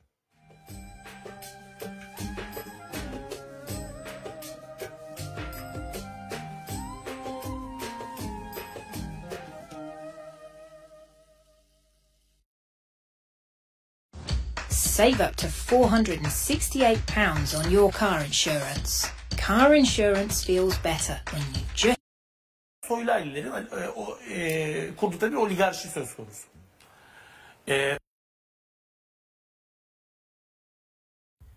Genel izleyici kitlesi için uygundur.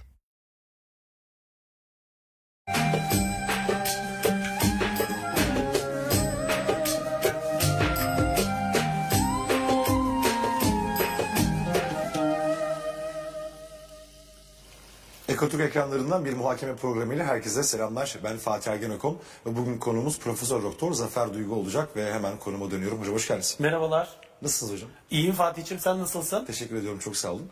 Tabii sizlerle birçok defa aslında biz program yaptık. Evet. Tarihle ilgili konuştuk, Hristiyanlıkla ilgili konuştuk, Pavlus'la ilgili çok konuştuk. Bugün de hocam ne konuşalım diye düşünürken Roma'yı konuşalım dedik. Tamam. Gerçekten de çünkü tarih dendiğinde herhalde Roma hiç es geçilemiyor. Evet. Çok önemli bir yer tutuyor. Evet. Biz de bu önemin nereden kaynaklanıyor? Özellikle Roma'nın kuruluş serüveni nedir? Şu ana hatlarıyla bir Roma'ya bakacak olursak neler söylersiniz? Evet. Davet ettiğin için çok teşekkür ediyorum her şeyden önce. Bugün birçok insan, mesela dünyada bugün yüzlerce devlet var. Birçok insan birçok devleti bilmiyor olabilir ama Romalılar dediğiniz, Roma İmparatorluğu dediğiniz zaman bakın kaç bin yıllık bir geçmişten bahsediyoruz. Birçok insan bilir. Bugün bilinmeyen birçok devlet vardır ama Romalıları herkes bilir, öyle ifade edeyim. Tabii ki Akdeniz havzasını yüzlerce yıl boyunca kontrol etmiş. Tarihsel serüveni birçok evreden oluşmuş. Çok büyük bir siyasi organizasyondan bahsediyorum. Rivayete göre M.Ö. 753'te Latium bölgesinde, İtalya'da kurulmuş bir şehir devleti. Bu şehir devletinin zamanla genişlemesi, sırayla önce İtalya coğrafyasını, sonra İspanya, Batı Akdeniz'de işte etkin bir güç olması, sonra Yunanistan, Helenistik krallıklar, sonra Anadolu, sonra Suriye, Filistin ve daha da ilerleyen özellikle 1. yüzyılda işte İmparator Trajanus döneminde çok büyük bir imparatorluğa evrilmesi, biliyorsun sonraki süreçte ikiye bölünmesi, doğusunun, Doğu Roma İmparatorluğu'nun en nihayetinde 1453 yılına kadar yaşaması çok uzun bir aslında tarihsel sürece işaret ediyor. Yani M.Ö. 753'ten başladık, M.Ö. sonra 1453'e geldik. Onun için çok kapsamlı bir konu. Hem kronolojisi çok uzun, hem açılabilecek konu başlığı çok. Fakat ana hatlarıyla şöyle bir bakmak gerekirse Roma'ya, Roma İmparatorluğu'na ya da Romalılara, tabii senin de haklı olarak bahsettiğin gibi öncelikle bir kuruluş efsanesi var. Çeşitli varyantlarına rastladığımız bir efsane. Efsaneler bize iki tane kahramandan bahsediyor. Bunlar ikiz kardeşler. Romulus ve Remus. Bunlar aslında Truva kökenliler. Truva'dan savaştan kaçmışlar. Ataları, kendileri değil. Ve orada Roma'nın kuzeyinde başka bir şehir kurmuşlar. Alba Longa. Bu meşhur Truva değil mi? Tabii Bildiğimiz. meşhur Çanakkale. Çanakkale. Oradan geliyorlar. Rivayete göre. Evet. Ve Alba Longa kralı Numitor. Meşhur o dönemin.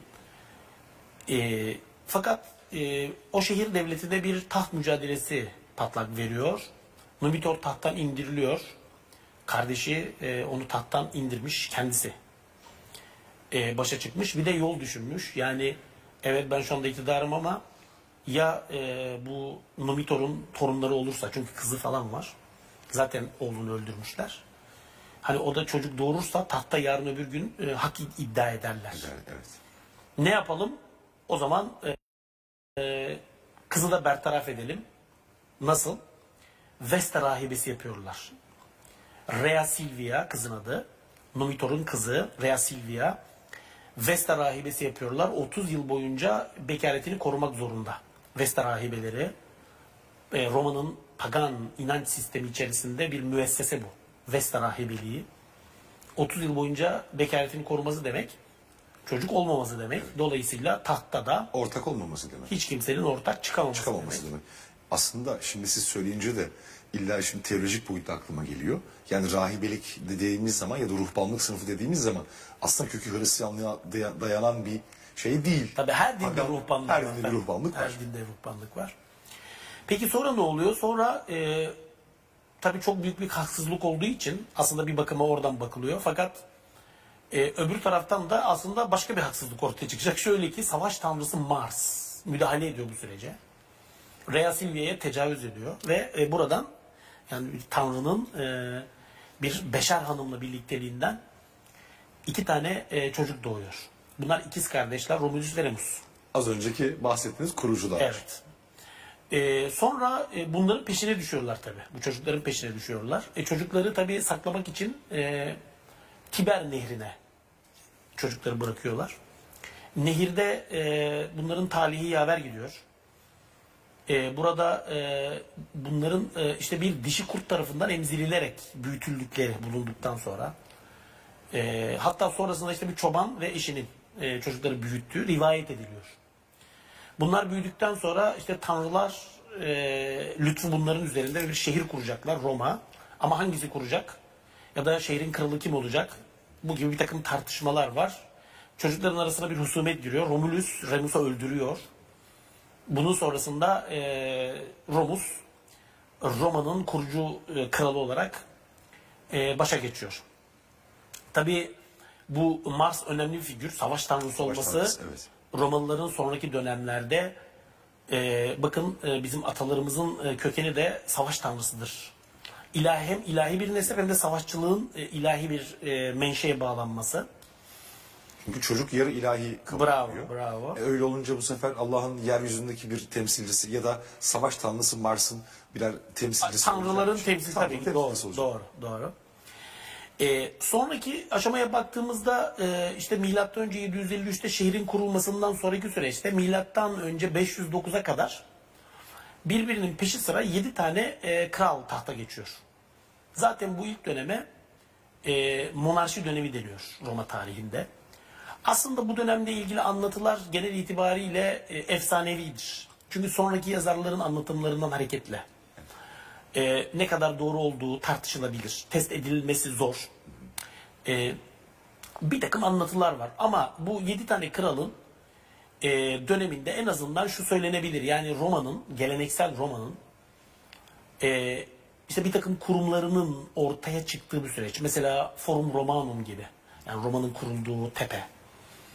İşte Senato gibi. Hoş ilk dönemlerde biraz daha böyle bir tavsiye meclisi hüviyetinde. Bir takım bunun gibi kurumların, müesseselerin ortaya çıktığı bir dönem olarak biz ilk dönemi zikredebiliriz. Son 3 kral, tabii o dönemde Etrüskler diye çok meşhur bir kavmin biz İtalya'daki varlığından haberdarız. Zaten dominant bir kültür. Romalıları da çok etkilemiş bir kültürdür. Tabii Etrüsklerin sen de biliyorsun Türklerle ilgisi üzerine durulur. Etrüskler ya Anadolu'dan ya Orta Asya'dan göç etmiş olabilir milattan önce 9. yüzyıla şeklinde bir takım rivayetler ya da bir takım tezler var bilim adamlarının. Hatta bazıları diyorlar ki mesela Türklerdeki bu özellikle Bozkurt şeyindeki o kurt figürünün oraya geçmesine de vesile teşkil edenler Etrüsklerdir. Tabii bu gibi tezler bilim dünyasında. Zaten siz aslında baştan hani nehirde bir kurdun beslemesi deyince aklıma benim Ergenekon destanı da geldi. Tabii, kendi soy isminde olduğu için. Aynen. Yani o biliyorsunuz destanları bir kurt aslında yetiştiriyor. Bravo. O motif orada da karşımıza çıkıyor. Fakat bu Etrüsklerin özellikle Roma'da yönetime el koyduklarını da görüyoruz. Son 3 kral çünkü Etrüsklı krallar. Rivayete göre sonuncusu biraz daha bu kralların özelliği şu. Genel anlamda gördüğümüz monark tipinin biraz daha dışındalar. Çünkü anlaşıldığı kadarıyla halk tarafından seçilen monarklar bunlar. Tabii bir müddet sonra bu kralın biz en son Etrüsk kralının tahttan indirildiğini görüyoruz. Ve onun tahttan indirilmesiyle birlikte de Tarquinius Superbus milattan önce 535'ten 510'a kadar tahtta kaldı. Rivayet ediyor. Dediğim gibi bu bilgiler ne kadar güvenilir olduğu tartışmalı. Evet. Fakat milattan önce 509'da soylular bir oligarşi yönetimi kuruyorlar. Aslında bunu söyleyebiliriz. Yani soyluların yönetimi devraldıkları, elit, seçkin, aristokrat ailelerin yönetimi devraldıkları bir süreç başlıyor. Buna Cumhuriyet dönemi deniyor. Milattan önce 509'da başlayan bir süreç. Son 3 krallık zaten biraz daha farklıydı öncekilere nazaran. Evet. O üçüncüsünden sonra milattan önce 509'da da soyların devreye girmesiyle beraber monarşik sistem kendisini daha böyle cumhuriyetçi bir sisteme. Bravo. Yani bir rejim değişikliği diyelim. Milattan önce 509'dan itibaren başlayan sürece biz Cumhuriyet dönemi diyoruz. Tarihçiler böyle tanımlıyorlar. Tabii bu bugünkü gibi bunu bir demokrasi olarak anlamak doğru değil. Çünkü herkesin oy hakkı yok. Yani işte bugünküyle kıyaslamak bir kere hata olur. Ne var burada? Biraz daha soylu ailelerin kurdukları bir oligarşi söz konusu. Fakat bu dönemin tabii kendine has bir takım özellikleri var. Mesela bu dönemde aslında bir taraftan Roma'da bu sınıf çatışmalarının çok daha ön plana çıktığını biz göreceğiz. Patrisilerle plebler arasındaki tartışmalar, mücadeleler. Patrisiler zengin seçkin aileler, plebler biraz daha alt tabaka. Patrisiler özellikle devlet görevleri, önemli bürokratik görevler, askerlik, ordu yahut rahiplik gibi böyle toplumun önem verdiği müesseseleri ellerinde tutuyorlar. Evet. Plebler daha alt tabakayı oluşturuyorlar. Umumiyetle de borç bataklığı altındalar. Çok elverişli koşullar altında değiller. Dolayısıyla patrisilerle plebler arasında bir mücadele süreci. Cumhuriyet döneminde bizim özellikle altını çizmemiz gereken bir süreç. Yaklaşık 2-2,5 yüzyıllık bir mücadele var. Bu mücadeleler ana hatlarıyla pleblerin bir takım haklar istedikleri, patrisilerin bu oligark egemen pozisyonlarını törpülemeye çalıştıkları, patrisilerin de kendi konumlarını muhafaza etmeye çalıştıkları bir dönemdir. O zaman yaklaşık milattan önce 250'lere kadar devam edecek. Bravo, bravo. Bu süreçte biz şunu görüyoruz. Plebler bu mücadelede bir takım haklar elde ediyorlar. Nitekim yapılan bir takım anlaşmalar var patrisilerle plebler arasında. Hatta bunun sonunda çok meşhur 12 levha kanunları yazıya geçiriliyor. Hatta bundan sonra da patrisilerin mücadeleleri, pleblerin mücadeleleri devam edecek ve bir takım haklar elde edecekler patrisiler karşısında. Ama aslında bir sonraki aşamada da biraz daha farklı bir olgu bu sefer karşımıza çıkacak. Bu sefer de patrislerin arasında daha seçkin olanlarla pleblerin arasında daha seçkin olanlar bu sefer de yeniden bir üst sınıf teşkil edecekler. Evet. İnsanlık tarihi işte böyle bölünmelere aslında tanık oluyor. Bravo, bravo. Bir ekol sadece yalnız başına kalmayacak. Bravo. Her ekol daim bir takım insanlar, evet tabii. Her daim bir takım insanlar ötekiler üzerinde hegemonya kuruyor. Bu hepimizin bildiği bir şey. Tarihten işte ibret almak aslında bu yüzden Aynen çok önemli. öyle, Yani aynen. anlatmış olduğunuz hadiselere bakınca. Aynen. Çünkü insan aynı insan. Aynen öyle. Aynı şeylere zaafı var, aynı şeylere meyilli. Bravo. O yüzden her ne kadar çağ değişse de, kullandığımız araç gereçler değişmiş olsa da insan olarak aynıyız. Bravo. Evet. En son milattan önce 287 Hortensius yasası. Bu yasa işte bir düzenleme yapıyor. Özellikle borç batağı altındaki işte bu pleblerin biraz daha durumlarını iyileştirmeye yönelik burada bir takım düzenlemeler var ama sonradan da işte soylu pleblerle soylu patrisler yeni bir oligarşi oluşturacaklar. Birincisi bu, yani bu sınıf çatışma. Evet. İkincisi Roma'nın genişlediği dönem bu dönem. Önce biz İtalya Yarımadası'nda yavaş yavaş, bu hemen böyle bir günde, 2 günde, 1 yılda, 3 yılda, 5 yılda değil, yüzyıllara varan uzun bir süreçte Roma şehrinin önce bir müddet savunmada kaldığını, sonra hücuma geçtiğini göreceğiz. Hem kuzeyde hem güneyde mücadelelere başlayacak ve İtalya Yarımadası'nda egemenlik kuracak. Cumhuriyet döneminin önemli özelliklerinden bir tanesi budur.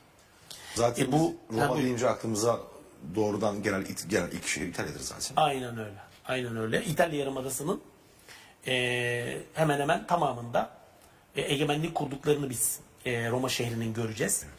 Bu milattan önce 3. yüzyılda tamamlanacak bir süreç. Ama bir taraftan da bir sonraki aşamada tabii İtalya Yarımadası'nı ele geçirmesinden sonra bu sefer de Akdeniz'de aslında evvelce deniz gücü olmuş başka bazı siyasi organizasyonlarla bir mücadele sürecinin başladığını göreceğiz. Yine Cumhuriyet döneminin önemli özelliklerinden bir tanesi bu. Ne gibi? Mesela herkesin bildiği çok meşhur Pön savaşları. Punik savaşlar. Pön, Punik, bunlar kim? Fenikeliler. Batı Fenikeliler. Kim bunlar? Kartacalılar. 3 tane büyük savaş. Hakikaten Sicilya'nın, Sardinya'nın, Korsika'nın, Afrika'daki önemli üslerin, İspanya'nın egemenliği için Romalılarla Kartacalılar uzun savaşlar yapacaklar. 3 tane büyük evreden oluşuyor. Birinci evresi Sicilya'nın ve adaların Roma tarafından ele geçirilmesiyle sonuçlanacak. İkincisi nefes kesen mücadeleler, yaklaşık 20 yıllık süreç. İşte çok meşhur, herkesin bildiği Hannibal'ın tarih sahnesine çıktığı dönem. Romalılarla Kartacalılar arasındaki bu mücadelede Hannibal savaşı bizzat İtalya coğrafyasına taşıyacak. Çünkü İspanya üzerinden girecek.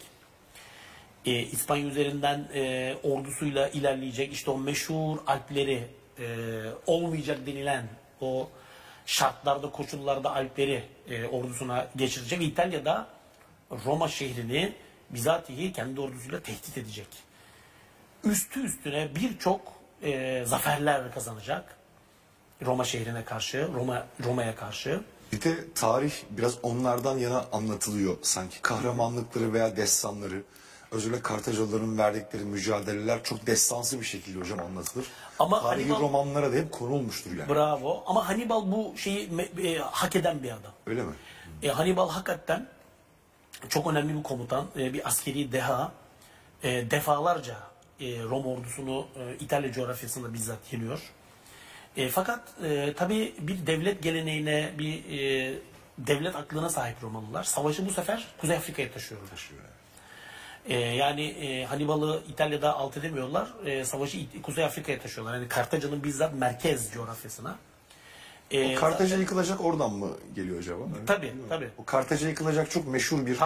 Tabii ki. Ve bir müddet sonra biz tabii Hannibal'ın da Kuzey Afrika'ya dönmek mecburiyetinde kaldığını göreceğiz.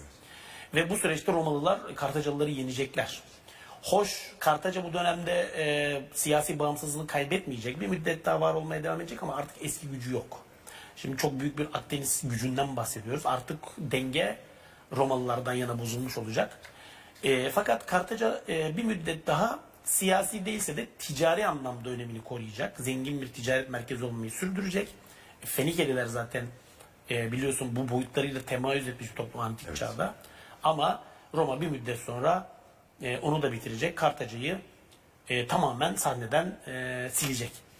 Dolayısıyla Kartaca'nın sahneden silinmesi Batı Akdeniz'de Romalıların egemen olması anlamına gelecek.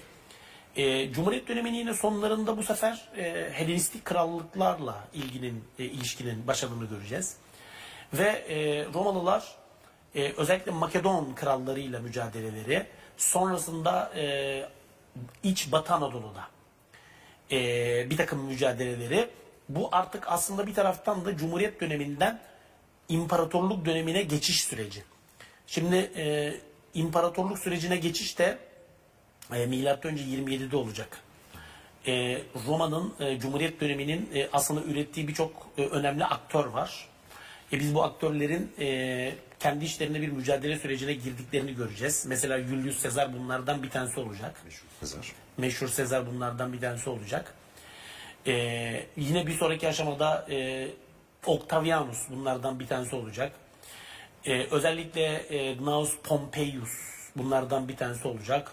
Marcus Antonius bunlardan bir tanesi olacak. Bunlar tabii bu Cumhuriyet bir taraftan senatoyu yanlarına çekerek, bir taraftan halkın desteğini sağlayarak Roma'da kendi adlarına egemenlik test etme mücadelesi içerisindeler bir boyutuyla.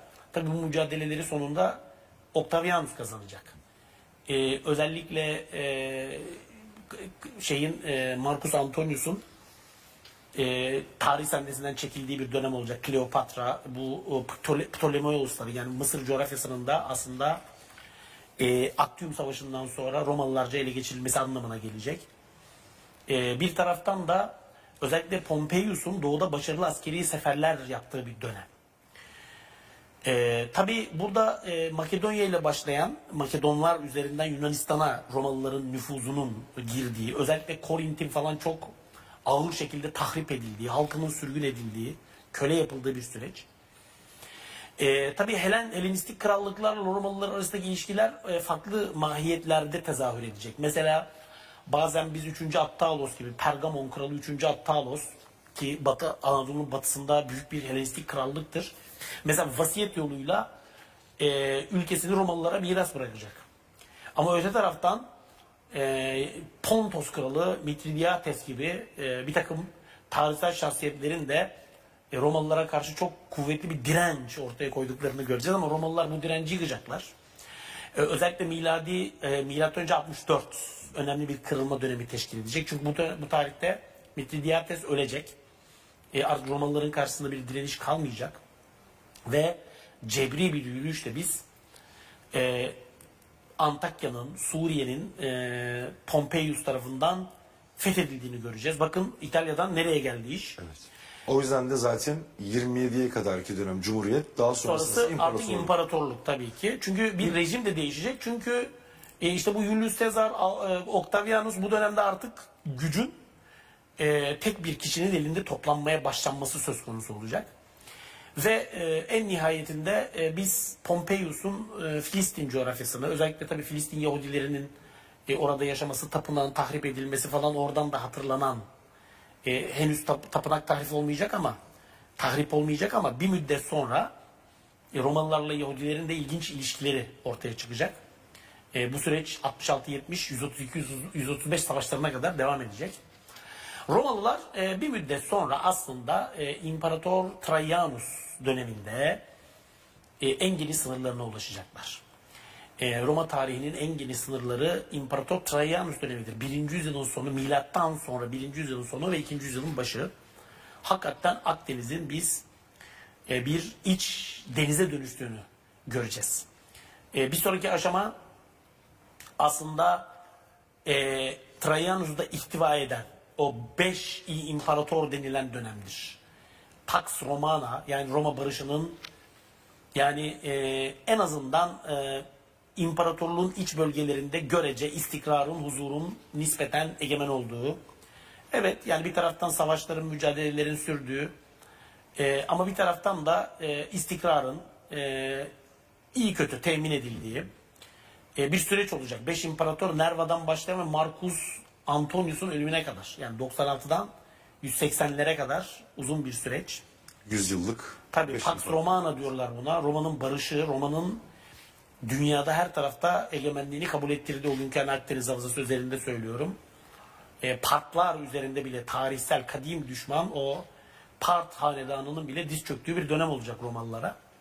Ahamenişlerin yani Perslerin mirasçısı olan, zaten ondan sonra yeniden Sasaniler olarak sahnede Romalılara yeniden büyük bir rakip olarak tarih sahnesine çıkacaklar.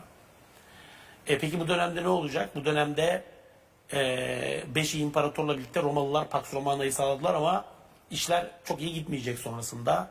Çünkü bir sonraki aşamada 3. yüzyıl krizler yüzyılı diye bilinen bir dönem.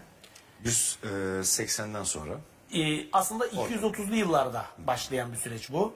Diokletianus'a kadar 285 yılına kadar sürecek.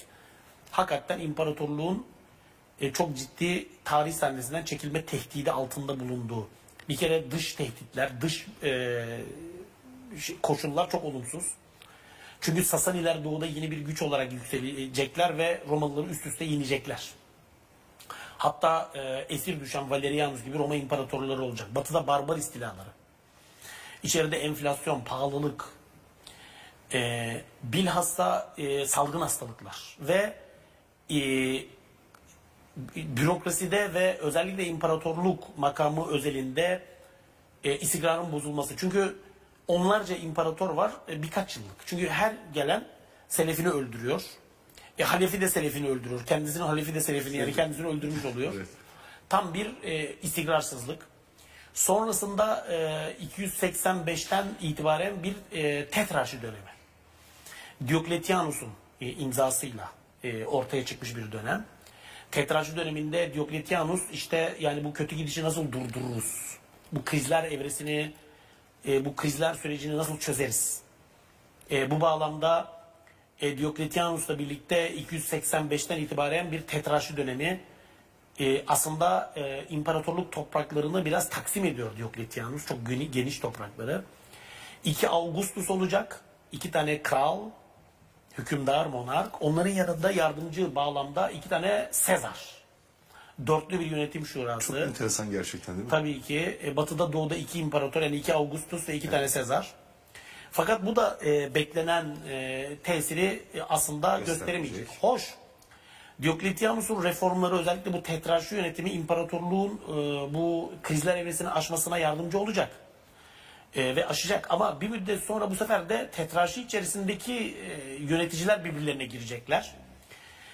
Bu mücadeleler, uzun soluklu mücadeleler 306'da ve 324'te büyük zaferler kazanan. Birincisi Milvius Köprüsü Savaşı'nda Maxentius'u yenen, ikincisi 324'te Licinius'u yenen kim? İmparator Konstantinos. Evet. Yani bugünkü İstanbul şehrinin kurucusu. Evet.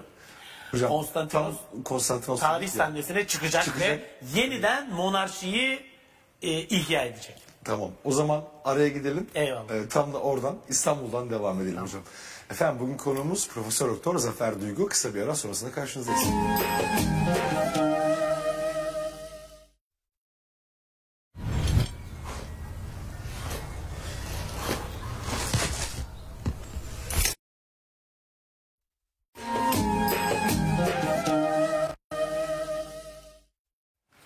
Yeniden beraberiz. Profesör Doktor Zafer Duygu hocamız bizlerle. Tam da kendisiyle romanın başlangıcını ve serüvenini, önemli olaylarına temas etmeye çalışıyorduk.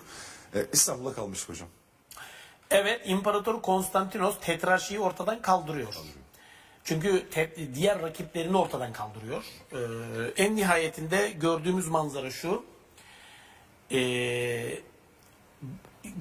Bakıyoruz ki Konstantinos artık büyük bir imparatorluğun tek başına egemeni. Bu egemenlik hem doğuda hem batıda Konstantinos adına tesis ediliyor. Fakat bir sonraki aşamada şunu görüyoruz. Yine aslında iç mücadeleler devam edecek. Çünkü Konstantinos'un 3 oğlu var. 4 oğlu var. Crispus sahneden erken çekiliyor. 3 oğlu tahta geçiyor. 3 oğlu imparatorlukta tahta geçiyorlar. Fakat hem isyanlar hem kendi aralarındaki mücadeleler, ortanca oğul 337'den 361'e kadar devam edecek bir süreçte Roma İmparatoru oluyor. Kim bu? İkinci Konstantios. Ve bu aslında imparatorluğun bölünmenin arifesindeki belki son istikrarlı dönemleri. Çünkü imparatorluk hala güçlü o dönemde. Artık Hristiyanlık imparatorlukta yavaş yavaş resmi din olma yoluna girmiş. Bir boyutuyla baktığımızda şunu görüyoruz. Konstantius Hristiyanlık içerisinde alternatif mezhepleri destekliyor. Ariusçuluk gibi. Kilise için mücadelelerde biraz daha bu İznik konsilinden sonraki süreçten bahsediyorum artık. İznikçilere karşı bir dini politika gidiyor. Ama bir taraftan da Konstantius'un özellikle sonrasında yine bilhassa Valens 364'e kadar 364'ten 378'e kadar tahtta. Zaten bu 2. Konstantius'tan bahsettik. Aynen öyle. İznikçilere karşı da Ariusçuluğu desteklemesi. Aynen. Valens de aynıdır. Valens'te bunlar tam 350'li yıllar herhalde. Bravo. 350'ler, 360'lar, 380'lere kadar devam edecek. 1. Theodosius'e kadar. Bu dönemde hep iki imparator var. Batı'da bir imparator var, doğuda bir imparator var. Fakat aslında imparatorluğun ağırlık merkezi doğuya kayıyor bu dönemde. Çünkü Konstantinopolis, İstanbul artık kurulmuş, Konstantin'in şehri. Ve imparatorlar yavaş yavaş artık burada ikamet etmeye başlıyorlar. İmparatorluğun önceki yıldızları, mesela diyelim ki batıda Roma, diyelim ki doğuda Nikomedia yani İzmit ki evet. Diocletianus'un özellikle ikamet ettiği bir şehir. Bunun yerine İstanbul artık evet. Yavaş yavaş yükselen bir değer oluyor. Ve imparatorluğun ağırlık merkezinin doğuya kayması tabii ki imparatorluğun doğu kanadını siyasi anlamda da daha başarılı ve uzun soluklu kılacak. Ama batıda işler istendiği gibi gitmeyecek. Çünkü batıda bir taraftan barbar istilalarının ortaya çıkması, barbar kavimlerin Roma'nın sınırlarını devamlı, barbar ifadesini burada yanlış anlaşılmasın. Romalı olmayanlar için. Değil mi? Yabancılar için. Aynı. Evet. Özellikle Cermen kavimleri. Bunlar Roma'nın sınırlarını hakikaten kitleler halinde istila edecekler. Bu dönemde birçok Romalı, affedersiniz birçok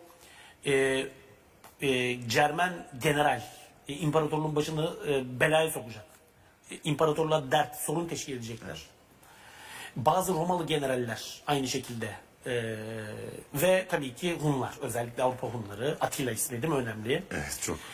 Bu süreçte Cermenlerin biz Roma şehrini birkaç defa yağmaladıklarını biliyoruz.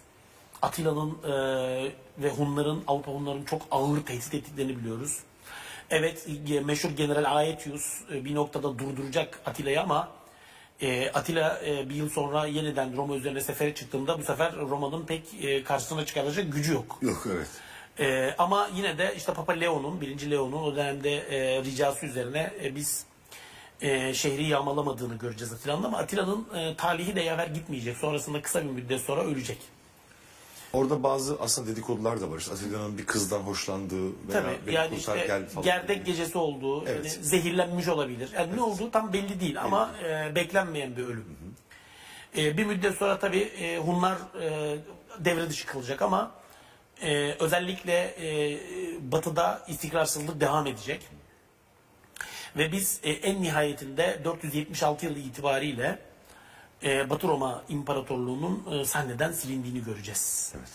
Evet. Son imparatoru da tahttan indirilecek.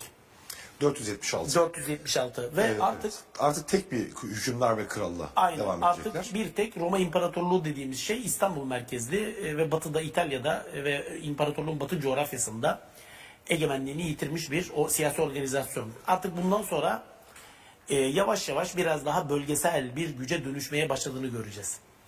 Tabii aslında İmparator Justinianus gibi ki 527'den 565'e kadar o da Roma tahtını temayüz edecek.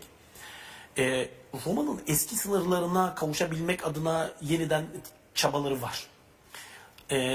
Malumdur General Belisarius, Justinianus'un büyük komutanı. Justinianus adına hakikaten başarılı savaşlar yapacak. Justinianus hatta bu dönemde doğuda bir dinginlik politikası da mesela Hüsrev'le imzaladığı işte onun çok meşhur 540 yılı barışı var. Yani Sasanilerle mücadeleyi dondurup Roma'nın kaybettiği batı coğrafyalarını yeniden kazanabilmek adına Vandallar üzerine yaptığı seferlerde birçok meşhur yani İspanya'ya kadar uzanan bir sefer şeyi var ve birçok yerde aslında başarılar da kazanılacak ama bu başarılar uzun soluklu olmayacak. Nitekim biz Zenon'la birlikte, Zenon ve Anastasius dönemleriyle birlikte artık imparatorluğun batıdaki iddialarından vazgeçmek zorunda kaldığını göreceğiz. Bu Tabii bunların özellikle dini siyasetlerine de yansıyacak. Burada çok girmek istemiyorum ama mesela Anastasios'un Doğu politikasını, miyafizik kitleleri desteklemesinin sebebi budur. Özellikle 498-506 Sasani Savaşları sırasında. Bu dönemden itibaren artık biz Bizans tarihçilerin Bizans dedikleri bir imparatorlukla karşılaşıyoruz. Doğu Roma İmparatorluğu artık. Aslında imparatorluğun yavaş yavaş Latin etkisinden çıkıp Yunan, Helen kültürünün etkisine girdiği, dilinin Latinceden Yunanca'ya, bürokrasi dilinin de halk dili zaten öyleydi, dönüştüğü ve din itibariyle de yine geleneksel Roma dininden ziyade Hristiyanlığın ve kilisenin devletin resmi dini ve kurumu haline dönüştükleri bir evreden bahsedeceğiz. Batı Roma'nın yıkılması da bu işi biraz hızlandırmış oldu aslında. Aynen öyle. Tabii ne olacak? Olacak olan şu, bu sefer Sasanilerle yoğun mücadele süreci başlayacak. Sasaniler çünkü çok güçlü artık. Fakat bu da 7. yüzyıla kadar devam edecek. Şimdi Sasaniler, evet Sasani İmparatorluğu Romalılar üzerinde birçok zafer elde edecek. Özellikle bu zaferler 7. yüzyılda Rum suresinde de bahsedildiği üzere 602-628 savaşlarında zirveye ulaşacak. Tam onu diyecektim ya, Kur'an'ın zaten inmeye başladığı dönemde Aynen 7. yüzyıl. Aynen öyle ve o dönemde bu mücadelelerin bir zirveye ulaştığını ve artık Doğu Roma İmparatorluğu'nun neredeyse İstanbul dışındaki bütün coğrafyalarını kaybettiğini göreceğiz. Sadece o değil, yani batıda da başka kavimlerin saldırıları da söz konusu. Fakat İmparator Herakleios, onun da 610'dan 641'e kadar biz tahtta kaldığını biliyoruz. Mucizevi bir geri dönüş yapacak ve imparatorluğun arazisini, tabi detaylara girmiyorum, kurtaracak. Peki, bu bizim bildiğimiz meşhur değil mi Herakleios? İşte Hazreti Peygamber'in çağdaşı olan. Çağdaşı olan ve mektup yazdığı söylenen. Peki kim adına kurtarmış aslında Herakleios bu coğrafyaları? Tabii ki çok kısa bir süre, o coğrafyaları kurtardıktan çok kısa bir süre sonra bu sefer yeni fatihler gelecek. Evet. Bu fatihler artık Müslümanlar. Evet. Ve çok geniş coğrafyalarda egemenlik tesis edecekler. Doğu Roma İmparatorluğu'nun biz bu dönemde Müslümanlar karşısında en önemli coğrafyalarını kaybettiğini göreceğiz. Suriye, Filistin, Mısır, Ömer bin Hattab'ın hilafeti döneminde Müslümanların eline geçecek. Müslümanlar Sasani İmparatorluğu'nu zaten tamamen tarih sahnesinden silecekler. Artık bir budama söz konusu. Yani tabir caizse Doğu Roma İmparatorluğu budanacak, yani tabir caizse en önemli eyaletlerinden ve bir artık Anadolu devletine dönüşecek. Burada tabii sonraki süreçte Bizans tarihinin ya da Roma tarihinin, Doğu Roma tarihinin bir takım evreleri var. İkonoklast dönem gibi kendi içinde yaşadığı bir takım hadiseler, detaylı hadiseler var. Birçok hadise var ama biz özellikle doğudaki pozisyonu itibariyle baktığımızda 9. yüzyılın yeniden bir yükseliş olduğunu göreceğiz. Müslümanlar karşısında özellikle Abbasilerde istikrarın bozulması sonrasında Bizans'ın yeniden başarılı fetihleri var. Fakat bir müddet sonra biliyorsun Abbasiler döneminde yönetimde, siyasi anlamda artık Türkler egemen olacaklar. İlk başta orduda ve askeriyede görev yapıp tabii ki Semerra'dan itibaren bu konuda başarı göstermeye başlayınca, güvenilir de olunca. Evet. Bravo. Tabii tam da bunlar bir ilahiyatçı olduğu için senin de alanların güzel oldu. Tuğrul ve Çağrı Beylerle birlikte biliyorsun Türkler siyasi egemenliği alacaklar ama özellikle Doğu Roma açısından baktığımızda tabii ki çok büyük bir kırılma noktası 1071 olacak. Anadolu'da da artık Türklerin ya da Müslümanların söz sahibi oldukları, hatta bu coğrafyayı, Anadolu coğrafyası yurt edindikleri bir süreç. Peki bundan sonra Doğu Roma'nın durumu nedir, pozisyonu nedir? Artık küçük bir devlet. Bu devlet varlığını sürdürecek. Nasıl sürdürecek? Aslında burası da biraz karışık bir konu. İlk önce Türklerin sürekli ilerleyişi, Müslümanların sürekli ilerleyişi bir Haçlı seferleriyle birlikte durdurulacak, evet. Papa II. Urban tarafından. Evet. Papa II. Urbanus 1086 Clermont Konsili ve sonrası. Fakat Haçlı seferleri de 4. Haçlı seferi bu sefer İstanbul'a hedef alacak, biliyorsun. Ve 1204'te Bizans iktidarı şehri terk etmek zorunda kalacak. Ta ki 1261'e kadar 8. Mihail tekrar dönüp de İstanbul'da Doğu Roma iktidarını yeniden ihya edene kadar. Ama bu tabii Haçlı seferleri özellikle Kudüs'te, Antakya'da ve Urfa'da 3 tane büyük printepslik, kontluk ortaya çıkması, bir diğer taraftan Haçlıların sonraki seferlerde de özellikle demografik anlamda değil mi desteklenmesi Avrupa'dan Bizans'ın hayatını biraz daha uzatacak. Bir sonraki süreç evet Haçlıların etkisinin kalkması ama bu defa da Timur tehlikesinin ortaya çıkması. Yıldırım döneminde Ankara Savaşı'nın yenilgisi, bravo. 1402 Ankara hocam. Evet. Yine biraz daha ömrünü uzatacak ama en sonunda artık 2. Mehmet, Fatih Sultan Mehmet'in tahta çıkmasıyla birlikte 1451 biliyorsun 1453'te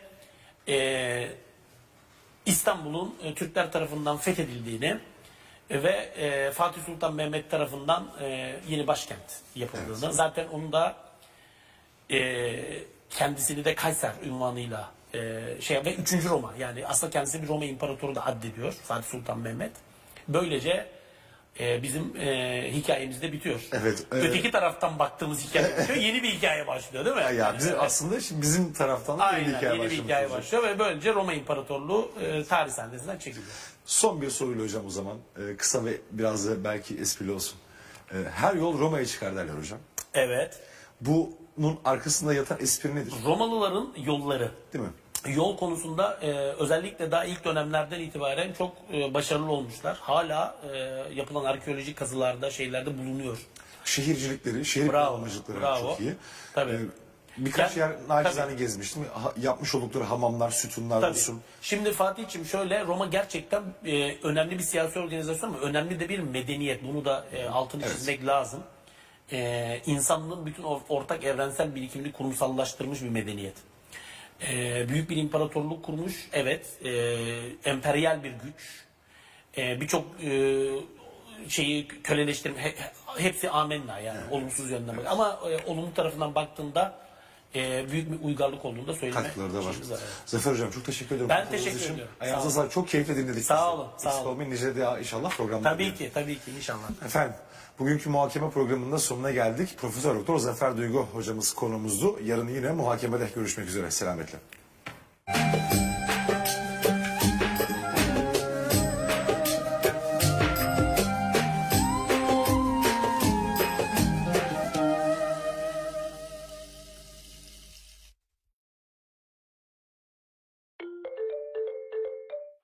Arjun, that money you sent with Remitly made Chacha's birthday so special. Genel izleyici kitlesi için uygundur.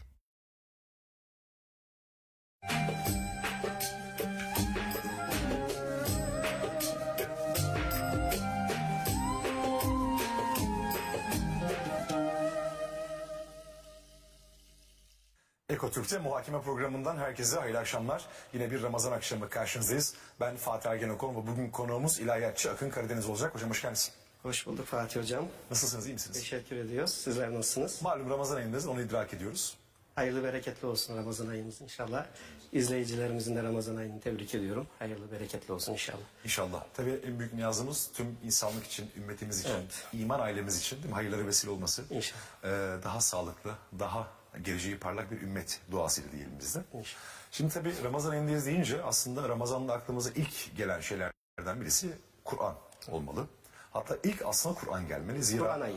Kur'an ayı çünkü. Şehru Ramazanellezi unzile fihil Kur'an hüdellinnas. Bakara 185. Kur'an'ın indirilmeye başlandığı ay. Yol gösterici olarak. Hiç şüphesiz ki Kur'an-ı Kerim'in de en çok okunduğu ay Ramazan ayı olacak. Dolayısıyla biz de dedik ki bu programı Kur'an ile ilişkimiz üzerinden ele almaya çalışalım ama bunu ele alırken sadece iyi taraflarını vurgulamak değil, bazı problemli yerlere de dikkat çekmek lazım. Çünkü hiç şüphesiz ki sadece doğruyu göstermek yetmiyor, bazen yanlışa da dikkat çekmek lazım. Kesinlikle. O yüzden biz de dedik ki hocam, Kur'an ile iletişimimizdeki en büyük sorunlar nelerdir diye şöyle biraz başlayalım. Bugün Müslümanların Kur'an ile iletişimindeki en büyük sorun hiç şüphesiz Kur'an'ın lafzının güzel okunmasına verilen önemin mana ve hakikatlerinin doğru anlaşılmasına verilmemesidir. Kur'an'ın Arapça lafzının güzel okunmasına verilen önemin, mana ve hakikatlerinin doğru anlaşılmasına verilmemesinden dolayı bugün Kur'an-ı Mübin dünyada en çok okunan ama maalesef en az anlaşılan bir kitap konumundadır.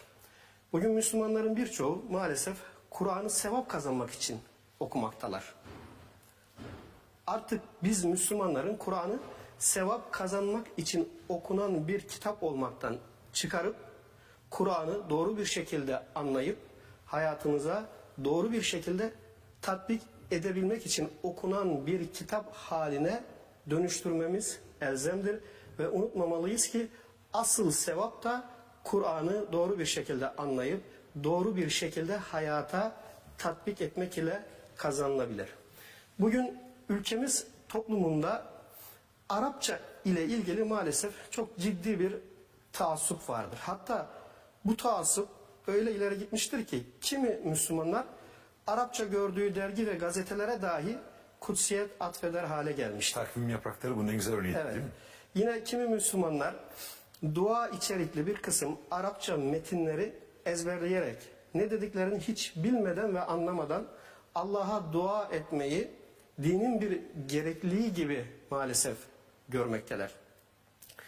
Bugün Müslümanların Allah'ın mektubu ve mesajı ile buluşmasının önünde adeta en büyük engel olan bu Arapça taassubunun kırılması son derece önemli ve son derece hayati bir konudur.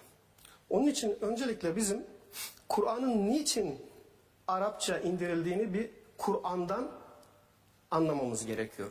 Kur'an-ı Mübin İbrahim suresinin 4. ayetinde buyuruyor ki ve ma erselne min rasulin illa bilisani kavmihi liyubeyyine lehum. Biz her Resulü, her elçiyi ancak kendi halkının, kendi kavminin diliyle göndeririz ki onlara, o halkına hakikatleri ayan beyan apaçık bir şekilde anlasın, açıklasın. Bu ayetten çok net bir şekilde anlıyoruz ki Kur'an'ın Arapça gönderilmesinin tek bir hikmeti var. İkinci bir hikmeti yok. O da indiği toplumun Arap ve o toplumun da ana dilinin Arapça olmasıdır. Aynen öyle yine İncil'e baktığımızda indiği toplumda Aramice konuşulduğu için Aramice olarak gelmiş. Yine aynen öyle de Tevrat'a baktığımızda indiği toplumda İbranice konuşulduğu için Tevrat da İbranice olarak gönderilmiş. Yani Kur'an-ı Mübin o gün Türklere gönderilmiş olsaydı hiç şüpheniz olmasın ki Türkçe indirilecekti. Bu aslında Ebu Hanife'nin de temel görüşü. Tam hocam bahsettiğiniz üzere der ki İncil Aramicedir, Tevrat İbranicedir, Kur'an ise Arapçadır. Allah'ın dili yoktur. Allah her dili şüphesiz ki bilir.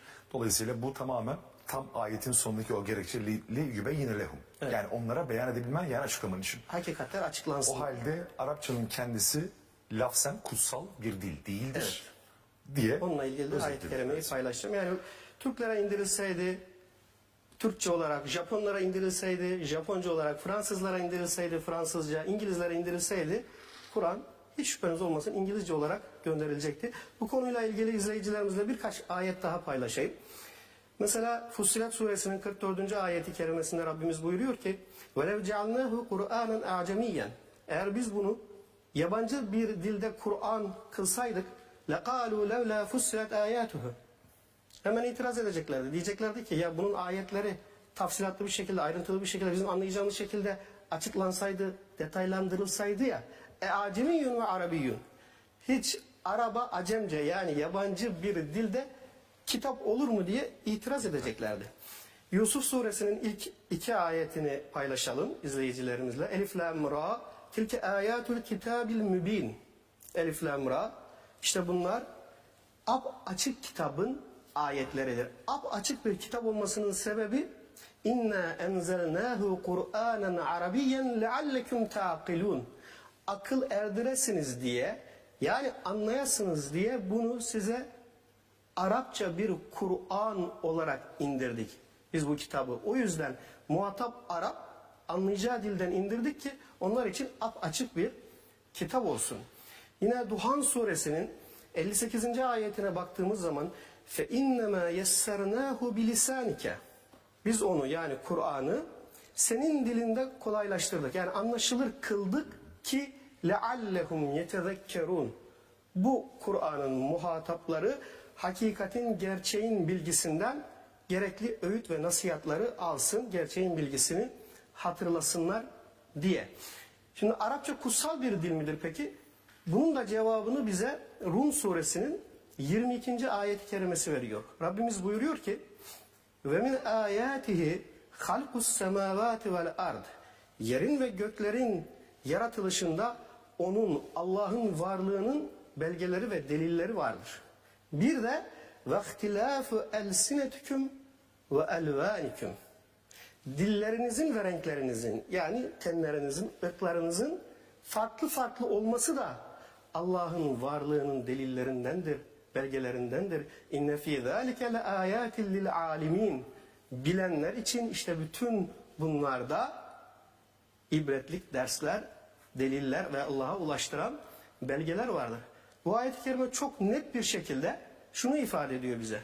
Hiçbir ırkın birbirine üstünlüğü olmadığı gibi varoluşsal olarak söylüyorum yaratılış noktasında hiçbir dilinde birbirine üstünlüğü yoktu. Nitekim Hucurat suresi 13. ayeti kerimesinde İnne ekremeküm indallahi etkâküm. Sizin Allah katında en üstün olanınız, en değerli olanınız, en takvalı yani en çok Kur'an ahlakıyla ahlaklananınızdır. Dolayısıyla dillerin ve renklerin farklı olması bir üstünlük gerekçesi değil, Allah'ın varlığına bir delil, bir belge olması açısından Cenab-ı Allah'ın bizlere sunmuş olduğu çok çok önemli bir delildir. Hatta bu ayetlerin hep sonlarında gerekçeler bence çok dikkat çekici. Evet. Mesela İbrahim suresinde liyubeyyine lehum diyor. Fussilet suresinde yine itiraz olabilecekken ondan bahsediyordu. Evet. Yusuf'ta 1 ve 2. ayetlerde ta'kilun ifadesi var. Yine Duhan'da yetefekkerun ifadesi var. Yani tezekkür, taakkul, hatırlama, akletme. Bunlar Arapçanın kendisi kutsal bir dil olduğu için değil, tamamen muhatabının aklına hitap edip adeta muhatabın aklını kışkırtmacasına sağlamak için olan bir vaka. Evet. Evet. Buyurun. Allah Resulü aleyhisselam bir hadis-i şerifinde buyuruyor ki hayrukum men teallemel Kur'ane ve alleme. Çok meşhur bir hadis. Bugün birçok Kur'an kursunun da girişinde yazılıdır bu hadis-i şerif. Sizin en hayırlınız Kur'an'ı öğreneniniz ve öğreteninizdir. Ama maalesef bu hadis-i şerif özellikle ülkemiz toplumunda doğru anlaşılmamış. Bu hadis-i şerife istinaden ülkemizde yüzlerce, binlerce Kur'an kursu açılmış ve Kur'an konusunda hassasiyeti olan milyonlarca Müslüman Kur'an'ın Arapça lafzını öğrenmeyi kendilerine adeta bir şiar edinmiş ve güzel bir şekilde Kur'an'ı Arapçasından okumanın gayreti içerisine girmiş. Bu Kur'an kurslarında hala daha bu eğitimler veriliyor. Bu eğitimler aylarca, yıllarca verilir halde devam etmekte. Fakat hadisi şerifte beyan edilen Kur'an'ı öğrenmek ve öğretmek ifadesinden kasıt Kur'an'ın alfabesini yani elifini, b'sini, t'sini, cimini öğrenmek ve öğretmek olması mümkün değil aklen. Çünkü bu sözü söyleyen Allah Resulü Arap ve bu sözün söylendiği muhataplar da ashab-ı Arap. Yani karşısındaki Arap olan bir topluluğa sizin en hayırlınız şu Kur'an'ın alfabesini anlamadan alfabesini, elifini, b'sini, ta'sını öğreneniniz ve öğreteninizdir demesi aklen muhaldir. Okuma yazmaya indirgenmemeli. Evet, budur. burada kastedilen mana şudur. Sizin en hayırlınız Kur'an'ın mantığını, ruhunu, özünü, hayata dair öğretilerini, Kur'an'ın ilke ve prensiplerini öğreneniniz, öğreteniniz, anlayanınız, anlatanınız, yaşayanınız, yaşatanınızdır. Dolayısıyla bizim bu hadis-i şerifteki asıl bu manaya odaklanıp Kur'an'ın Arapça lafzını güzel okumaya verdiğimiz önemden çok çok daha fazlasını bizim mutlak surette Kur'an'ı anlama üzerine vermemiz lazım. Bakıyoruz bugün Kur'an kurslarında bu eğitimleri Kur'an'ın Arapça lafzını öğrenme hususunda bu eğitimleri alan milyonlarca Müslüman milyonlarca kez belki Kur'an'ı baştan sona hatmetmiş. Yine milyonlarca Müslüman Kur'an'ı baştan sona ezberlemiş. Ama bu Kur'an'ı baştan sona milyonlarca defa hatmeden bu Müslümanlar, baştan sona ezberleyen bu Müslümanlar içerisinden çoğunluğu maalesef bir Fatiha suresini dahi tam manasıyla anlamadan, idrak etmeden, gereğini yerine getirmeden bir ömür yaşamışlar. İşte buradaki bu yanlış anlaşılmayı bizim mutlaka izah etmemiz lazım. Ben Kur'an'ın Arapça lafzıyla okunması ve Kur'an'ın manalarına odaklanmasıyla ilgili izleyicilerimiz daha iyi anlasın diye şöyle bir teşbih yapmak istiyorum. Kur'an'ı bir okyanusa benzetiyorum. Kur'an öyle bir okyanus ki bu okyanus içerisinde Rabbimizin muazzam ve muhteşem nimetleri var.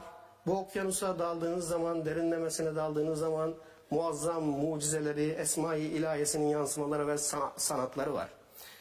İşte Kur'an'ı Arapçasından anlamadan sadece lafzını okumak, yani halk arasındaki tabirle yüzünden okumak, işte içerisinde Cenab-ı Allah'ın bu muhteşem nimetlerini barındıran ve mucizelerini barındıran bir okyanusun yüzeyinden, yüzünden yüzmeye benzetiyorum.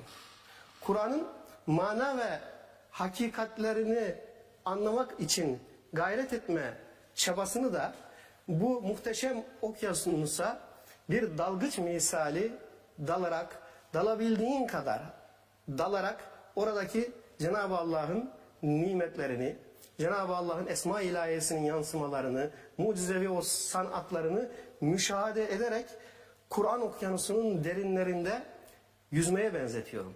Elbette ki bu okyanusun yüzünden yüzmek insana bir lezzet verir.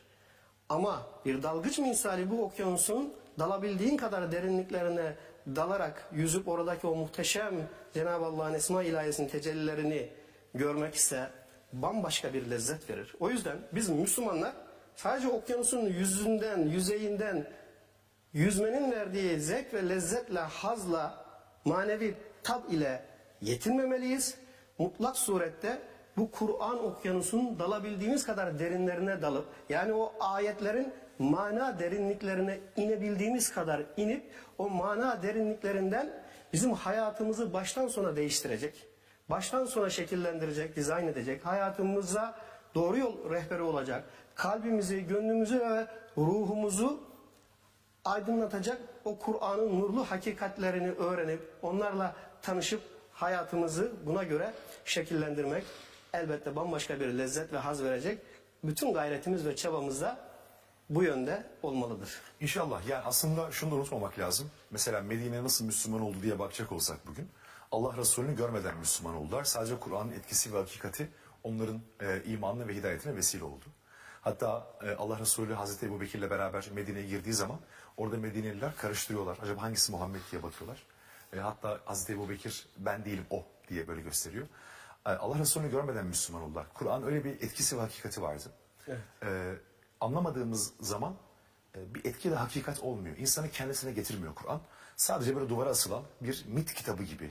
Hani böyle dokunulamayacak kadar kutsal. Elbette ki Kur'an Allah katından inme o tartışılmaz bir değer ama öyle bir hale getiriyoruz ki böyle bir fetiş nesnesi gibi adeta. Bu sefer dokunulamaz, ellenemez. Sadece özel zamanlarda, özel gecelerde ya da özel durumlarda dokunulabilecek, kendisine böyle bakılıp yüzünden okunarak istifade edecek bir kitaba dönüyor. Maalesef. Tam aslında isabet etmiş olduğunuz gibi biraz aslında Kur'an'ın içerisine girsek, evet, o hakikatleri, yoksa Kur'an'a çok büyük haksızlık bu. Evet, bu şey gibi olur. Yani bir insanın Kur'an'a okudukça doyamayacağı, okudukça daha çok okuyacağı, değil mi? Hatta o yüzden eskiler usulen şey derdi, değil mi hocam? Kur'an okudum denmez. Evet. Yani Kur'an okulup bitirilebilecek bir kitap kesinlikle değildir. Her okuduğunda başka manalar açılıyor. Kur'an lafzı bir kez, manası sonsuz kez. Yani zaman yaşlandıkça Kur'an gençleşiyor. Her zaman dinamiktir hocam. Evet. Kur'an her zaman 18 yaşında bir espri yaparız değil mi aramızda? Evet. O yüzden bütün aslında bunları yaşayabilmek için, bunları hissedebilmek için Kur'an'ı sadece yüzünden değil, yüreğinden okumak lazım. Yani yüreğinden okuduğumuz Kur'an da bizi yüreğimizden tutuyor, yakalıyor hocam. Evet. Öyle dönüştürüyor bizi. Bir bakıyorsunuz değil mi? Oturması değişmiş kişinin, kalkması değişmiş, Yürüyüşü değişmiş. Ruhuna hayat sirayet tarzı etmiş. değişmiş. Yani Kur'an'ın ahlakına yansımış. Her şeyine yansımış. Kur'an'ın o dönüştürücü ve değiştirici etkisi ancak Kur'an'ın anlamıyla buluştuğumuz zaman herhalde kendisini gösterecek. Evet. Burada yine önemli bir konuya değinmek istiyorum Fatih Hocam. Kur'an mealleriyle alakalı, meal okumak sakıncalıdır diyenler var. Tam onu soracaktım. Evet. Kur'an meali okumayın, sadece ilmihal okuyun diyenler var bir. Kur'an meali okursanız da çok derinlere girmeyin, siz bunu anlayamazsınız. Aklınız karışır. Bilenlere Dinden bile çıkabilirsiniz. Çıkabilirsiniz diyenler var 2. Evet. Efendim meal okuduğumuzda iyi de bu hatim sevabı olmaz ki. Mutlaka yüzünü okumak diyenler var. Bunları biliyoruz. Ne dersiniz? Sakıncalı mı? Evet. Şöyle ifade edeyim. Kur'an meali okumak sakıncalıdır maalesef diyorlar. Hatta bir kısmı daha da ileri gidiyor. Meal okumanın haram olduğunu iddia ediyorlar. Böyle özellikle belli grupların hocaları bir takım maalesef Kur'an'dan nasibini almamış cemaat ve tarikat vaizleri kendi müntesiplerine özellikle sürekli bu telkinde bulunuyorlar. Ve alternatif olarak da şöyle diyorlar. Kur'an'ı anlamak istiyor iseniz gidin Arapça öğrenin. Arapça öğrenmeniz lazım. Bunu dediği insanların %99'un da Arapça öğrenemeyeceğini çok çok iyi biliyorlar. Veya biz din hakkında size ne anlatıyorsak din olarak onu öğreneceksiniz, onu kabulleneceksiniz diyorlar. Ruhbanlık yapıyorlar. Evet. Şimdi burada bütün bu uyarıların veya söylemlerin altında yatan gerçek sebep bizim iyi anlamamız lazım. Bu söylemlerin altında yatan gerçek sebep o cemaat ve tarikatlara müntesip olan insanlar Kur'an'ı anlamaya çalışır ise onların insanlara din diye anlattıkları ama Kur'an'ın mantığına ve ruhuna uygun olmayan bir kısım düşünceleri sorgulamaya başlayacaklar. Ve aslında kendilerine batıl inançları ve hurafeleri din diye anlattıklarını görecekler. O cemaatlerden ve tarikatlardan kopuşlar olacak. Ve bunun neticesinde din tüccarlığı yaparak insanları Allah ile aldatan, din ile sömüren o gruplardan kopuşların olması neticesinde o gruplar çok ciddi rant kaybına uğrayacak. Ve bunu söyleyen insanlar aslında atlarından post kayacak, gidecek, menfaatleri bitecek diye bu konuya çok sık maalesef vurgu yapmaktalar. Şunu çok net ifade ediyorum ki bizim artık Allah'ın kitabının mana ve hakikatleri ile buluşma noktasında, yani Allah'ın vahyi ile o vahyin muhatabı olan insanların buluşması noktasında insanların önüne en büyük adeta engel olarak koyulan bu Arapça konusundaki bu taassubu bizim mutlaka aşmamız lazım. Bunun mutlaka kırılması lazım. Evvela şunu söyleyeyim Fatih Hocam. Kur'an'da Kur'an okumak ile ilgili geçen tilavet, kıraat ve tertil gibi kavramların manaları arasında nüans farkları olmakla birlikte hepsi Kur'an'ı anlayarak, özümseyerek, ayetleri üzerine derinlemesine tefekkür ederek, düşünerek, ayetleri birbirleriyle bağlantılı bir şekilde sistematik ve metodolojik olarak okumayı ifade eder. Bundan dolayıdır ki Kur'an'ın tamamını hiç anlamadan okumaktansa Kur'an'ın tamamına açılan bir kapı olan ve adeta Kur'an'ın tamamının bir özeti hükmünde olan bir Fatiha suresini anlayarak, özümseyerek, mana derinliklerine inerek, ayetler üzerine derinlemesine tefekkür ederek okumak Allah indinde çok daha evladır. Burada şu önemli hakikati izleyicilerimize hatırlatmak istiyorum. Kur'an'ı anlayarak okumak Rabbimizin bize Kur'an'da kat'i bir emridir. Hani diyorlar ya meal okumak haramdır diyorlar ya, ben de tam tersini diyorum. Kur'an'dan yola çıkarak Diyorum ki Kur'an'ı anlayarak okumak farzdır. Hatta ve hatta farzlar üstü farzdır. Aksini söyleyen beri gelsin. Buyursun karşımıza, anlatsın bakalım. Nasıl anlayarak okumak, meal okumak nasıl harammış? Bir bize anlatsın bakalım. Ankebut suresinin 45. ayeti kerimesi Rabbimiz buyuruyor ki Ütlü mâ uhiye ileyke minel kitabi. Kitaptan sana vahyedileni tilavet eyle. Yani tilavet eyle demek o ayetleri birbirleriyle bağlantılı bir şekilde, sistematik bir şekilde anlayarak oku, idrak et demek. Evet. Müzzemmil suresi 4. ayete bakıyoruz. وَرَتِّلِ الْقُرْآنَ تَرْتِيلًا. Kur'an'ı tertil üzere, yani ayetleri üzerine derinlemesine düşünerek, tek tek düşünerek, tane tane düşünerek oku. Bunu getirmişler, tecvidli okumaya hamletmişler. Yani tertil üzere okumayı maalesef. Kur'an'da 3 türlü okuma biçimi var dedik. Kıraat var, tertili var ve bir de tilavet var. Üçü de mutlaka anlayarak okumayı kastediyor. Yani Kur'an-ı Kerim'e baktığımız zaman yüzünden okumak, sevap olsun diye okuma biçimi katiyen çıkmaz. Hocam bir şey daha belki burada hatırlatmakta fayda var. Müzzemmil suresi nazil olan 3. sure. Araf suresi geliyor 19 ayet. Fatiha suresi var 7 ayet. Toplasanız Kur'an-ı Kerim ortalama 2-2,5 sayfa, doğru mu? Evet. Onun üzerine Müzzemmil suresi geliyor. Evet ve tertil üzere oku diyor. Şimdi bakın bir Arap'ın, Arapça bilen bir Arap'ın 2,5 sayfalık bir Kur'an okuması ortalama hadi 5 dakika olsun değil mi? Hadi 10 dakika olsun. Allah Resulü bu sureyle beraber gecesinin 3'te 2'sini Kur'an okuyarak geçiriyor değil mi? Evet. 2,5 sayfa, 3 sayfalık bir metin var ve gecesinin 3'te 2'sini Kur'an okuyarak geçiriyor. Kur'an bir okyanus olduğu için o 2,5 sayfadan adeta yatayına sınırı olmayan, derinlemesine dibi olmayan bir okyanusa dalmış oluyorsun. Aslında Allah Resulü burada bize Kur'an'ın nasıl okunması gerektiğini de öğretiyor değil mi? Evet. Yani nasıl, bakın tertil üzere okumanın ne olduğunu aslında yine bize göstermiş oluyor. Yoksa yüzünden okumak nedir? 5 dakikalık bir olayken gecesinin 1/3'ünü buna ayırıyor. Ve Allah'ın da tavsiyesi, Müzzemmil suresinde bu. Evet. Yine Muhammed suresi 24. ayete bakıyoruz. Efele yetedebberûnel Kur'âne. Kur'an üzerine hiç tedebbür etmezler mi? Tedebbür, ayetlerin arka planına inerek, o ayetler üzerine derinleşerek tefekkür etme eylemidir. Düşünme eylemidir ayetler üzerinde. Hiç Kur'an üzerine onlar tedebbür etmez mi? O Kur'an'ın ayetlerinin arka planına inerek derin derin düşünmezler mi? Em ala kulubin ekfaluha. Yoksa kalpleri üzerinde bir kilit mi var? Yani buradaki bu şiddetli uyarıya bakar mısınız? Yani Cenab-ı Allah Kur'an üzerine tedebbür etmeyenlere, yani ayetlerin derinliklerine inip ayetler üzerine tefekkür ederek ayetleri birbirleriyle bağlantılı bir şekilde okuyarak anlamaya çalışmayanların kalpleri kilitli insanlara benzetiyor. Siz bunu yapmıyorsanız demek ki kalpleriniz üzerinde bir kilit var. İşte o kilidi açacak şey Kur'an'ı anlayarak okumaktır. Burada şunu ifade edeyim Fatih Hocam. Hani dedik ya, Kur'an'ı anlayarak okumak farzlar üstü farzdır. Niçin böyle diyorum? Kur'an'ı anlayarak okumasak peki ne olur? Şu olur. Mesela Rabbimiz Hac suresinin 74. ayetinde buyuruyor ki مَا قَدَرُ اللّٰهَ حَقَّ قَدْرِهِ.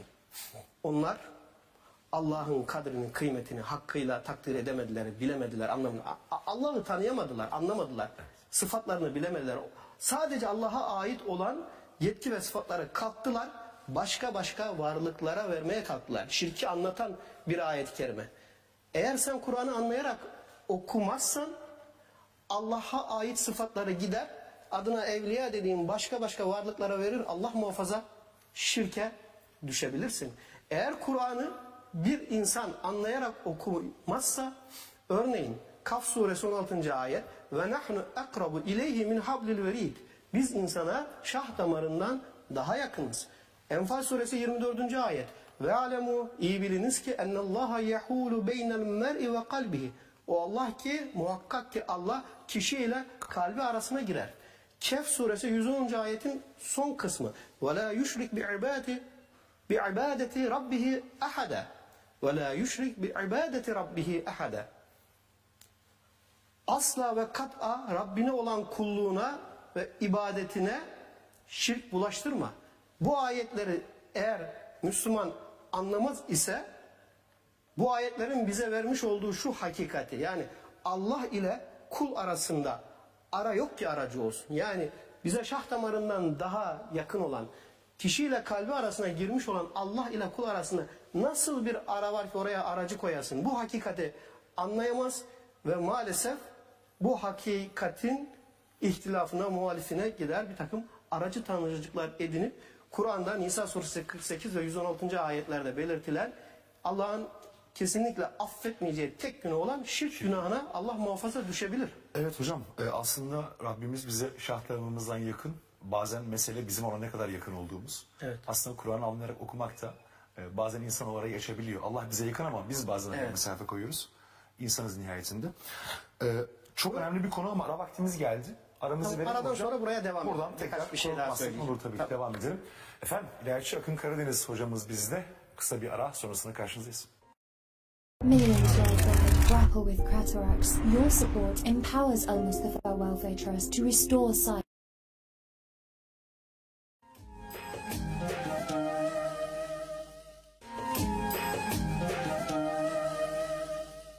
Efendim karşınızdayız tekrar. İlahiyatçı Akın Karadeniz hocamızla birlikteyiz ve Kur'an'ı anlamadan okursak ne olur? Aradan önce burada kalmıştık. Buyursunlar.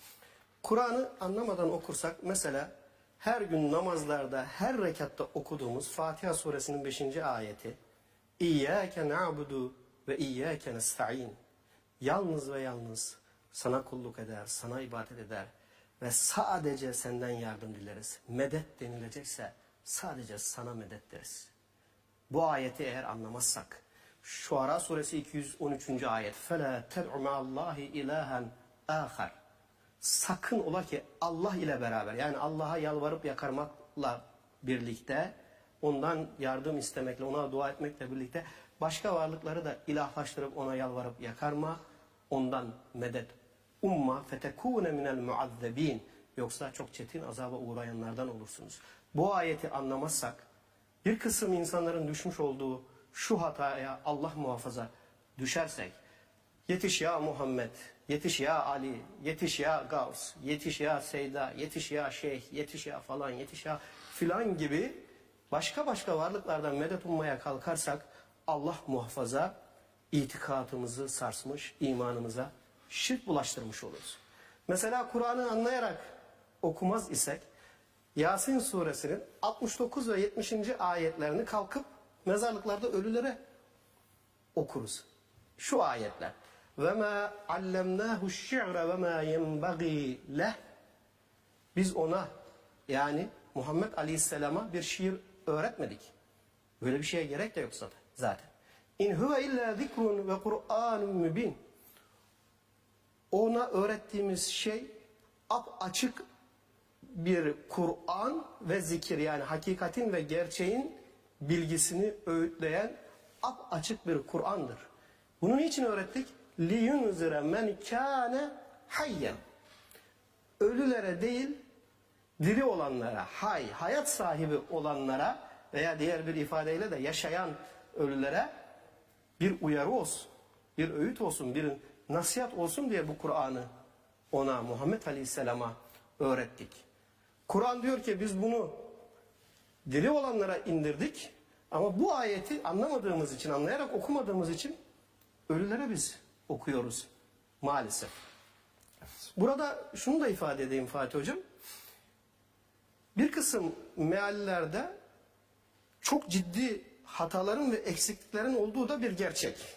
Burada meal okurken nelere dikkat etmeliyiz? Onunla ilgili de izleyicilerimize birkaç tavsiyede bulunmak istiyorum. Çünkü Kur'an'ın en çok okunduğu ayda olduğumuz için aslında doğru bir yöntem ve usulle de Kur'an meal okumak çok önemli. Kur'an'ı anlama usulü olarak Kur'an'ı Kur'an ile açıklayan, ayetler arasındaki bağlantıları kurabilen, bir rivayet aktaracağı zaman da Kur'an süzgecinden geçirilmiş sahih rivayetleri aktarmaya hassasiyet gösteren, akla, mantığa, bilime, tefekküre son derece önem veren ilim erbabının meallerini tercih etmek, Kur'an'ı doğru anlama noktasında bize katkı sağlayacaktır. O ilim erbaplarının birçoğuyla da burada program yaptık. Evet, çok kıymetli hocalarımızla, mealler olan hocalarımızla siz de programlar yapıyorsunuz. Yine tek bir meal ile yetinmeyip birden fazla birçok meali karşılaştırmalı olarak da okumak yine Kur'an'ı doğru anlama noktasında bizlere çok ciddi katkı sağlayacaktır.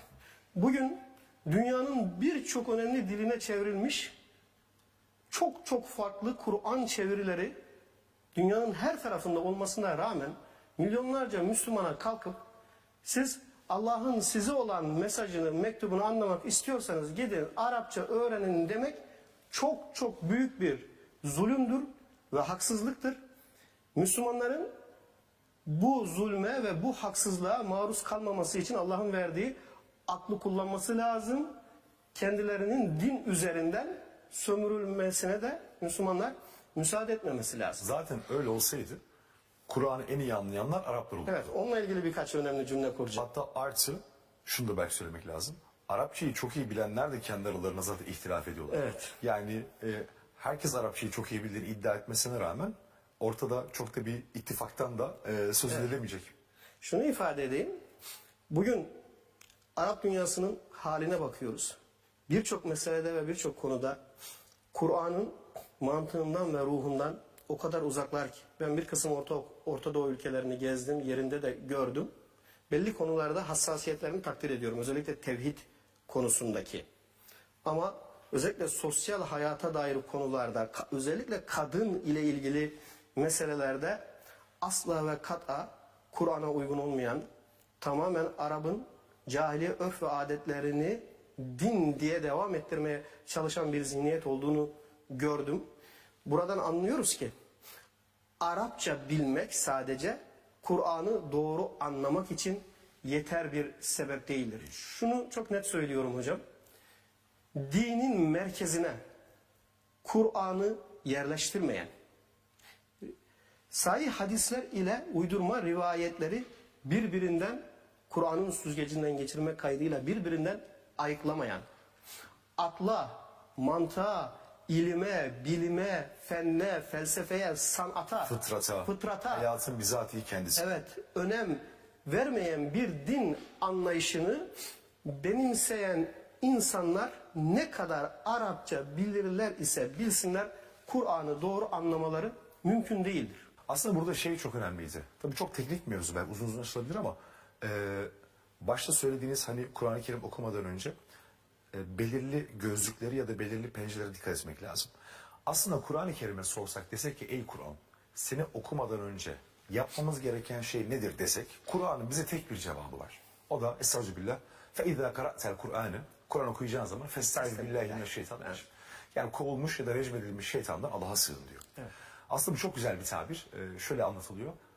Akla abdest aldırmak. Yani sadece normal fiziksel alandaki abdest aklı değil. Dogmalardan kurtarmak. Taassuptan yani, kurtar. Ön yargılardan. Yani Kur'an'ı okumadan önce ön yargılarımızı bırakıp belki de biraz ön bilgiyle yaklaşmak ve yalın bir akılla bakmak. Evet, saf akılla. Evet. Bozulmamış fıtrat ve saf akıllı yapmak ve tamamen düşüncelerimizi ya da fikirlerimizi Kur'an'a söyletmek değil, düşüncelerimizi ya da fikirlerimizi Kur'an'a uydurmak. Kur'an'dan besleyebilmek, Kur'an'dan oluşturabilmek burada çok önemli. Yani biz genellikle bir fikrimiz, bir ideolojimiz var. Bunu nasıl güçlendirebiliriz diye Kur'an'dan delil arıyoruz. Hayır. Aslında bunun tam tersi. Yani Kur'an bu konuda bana ne söylüyor diye mutlaka... Benim fikrim acaba Kur'an'a uygun mu değil mi? Değil mi? Her duyduğumuzu, dini anlamdaki bütün bilgi, birikim ve müktesebatımızı Kur'an'a arz etmek gibi bir yükümlülük ve sorumluluğumuz var. Kesinlikle. O yüzden meal okurken ya da Kur'an okumadan önce mutlaka yapılması gereken aslında akla abdest aldırmak olsa gerek. Evet.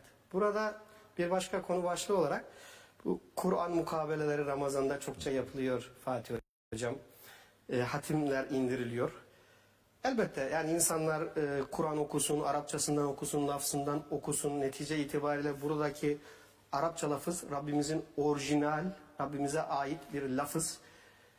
Hiç Arapça bilmeden dahi güzel bir kıraatle okunan Kur'an'ı dinlediği zaman insanlar etkileniyor. Bu da bu kelamın orijinal Allah kelamı olması hasebiyle Kur'an'ın mucizevi yönlerinden birisi.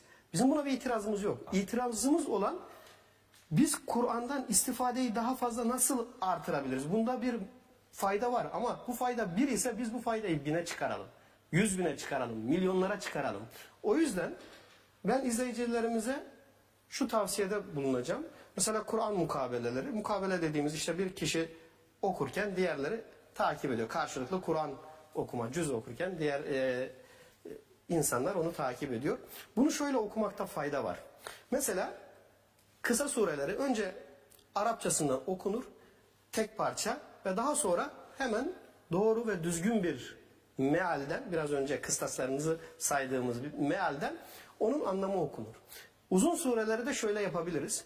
Tabii bununla ilgili bir Diyanet İşleri Başkanımızın veya İlahiyat Fakültelerinin bir kurul koyup bir kurul oluşturup bir çalışma yapması lazım. Uzun sureleri anlamlarına göre bölerek bunu renklendirme metoduyla değişik yazım metotlarını kullanarak bu anlaşılır hale de getirilir. Bazı Kur'anlar evet, var, İrablı Kur'anlar. Anlamlarına göre bölerek örnek veriyorum. Bakara suresinin ilk 5 ayeti müminlerin ve müttaki kulların yani Kur'an ahlakıyla ahlaklanan kulların özelliklerinden bahsediyor. Bunu okursun ilk önce Arapçasını sonra manasını okursun. Sonra Bakara suresi 6. 7. ayetler kafirlerin özelliklerinden bahsediyor. Bu 2 ayet okur manasını okursun.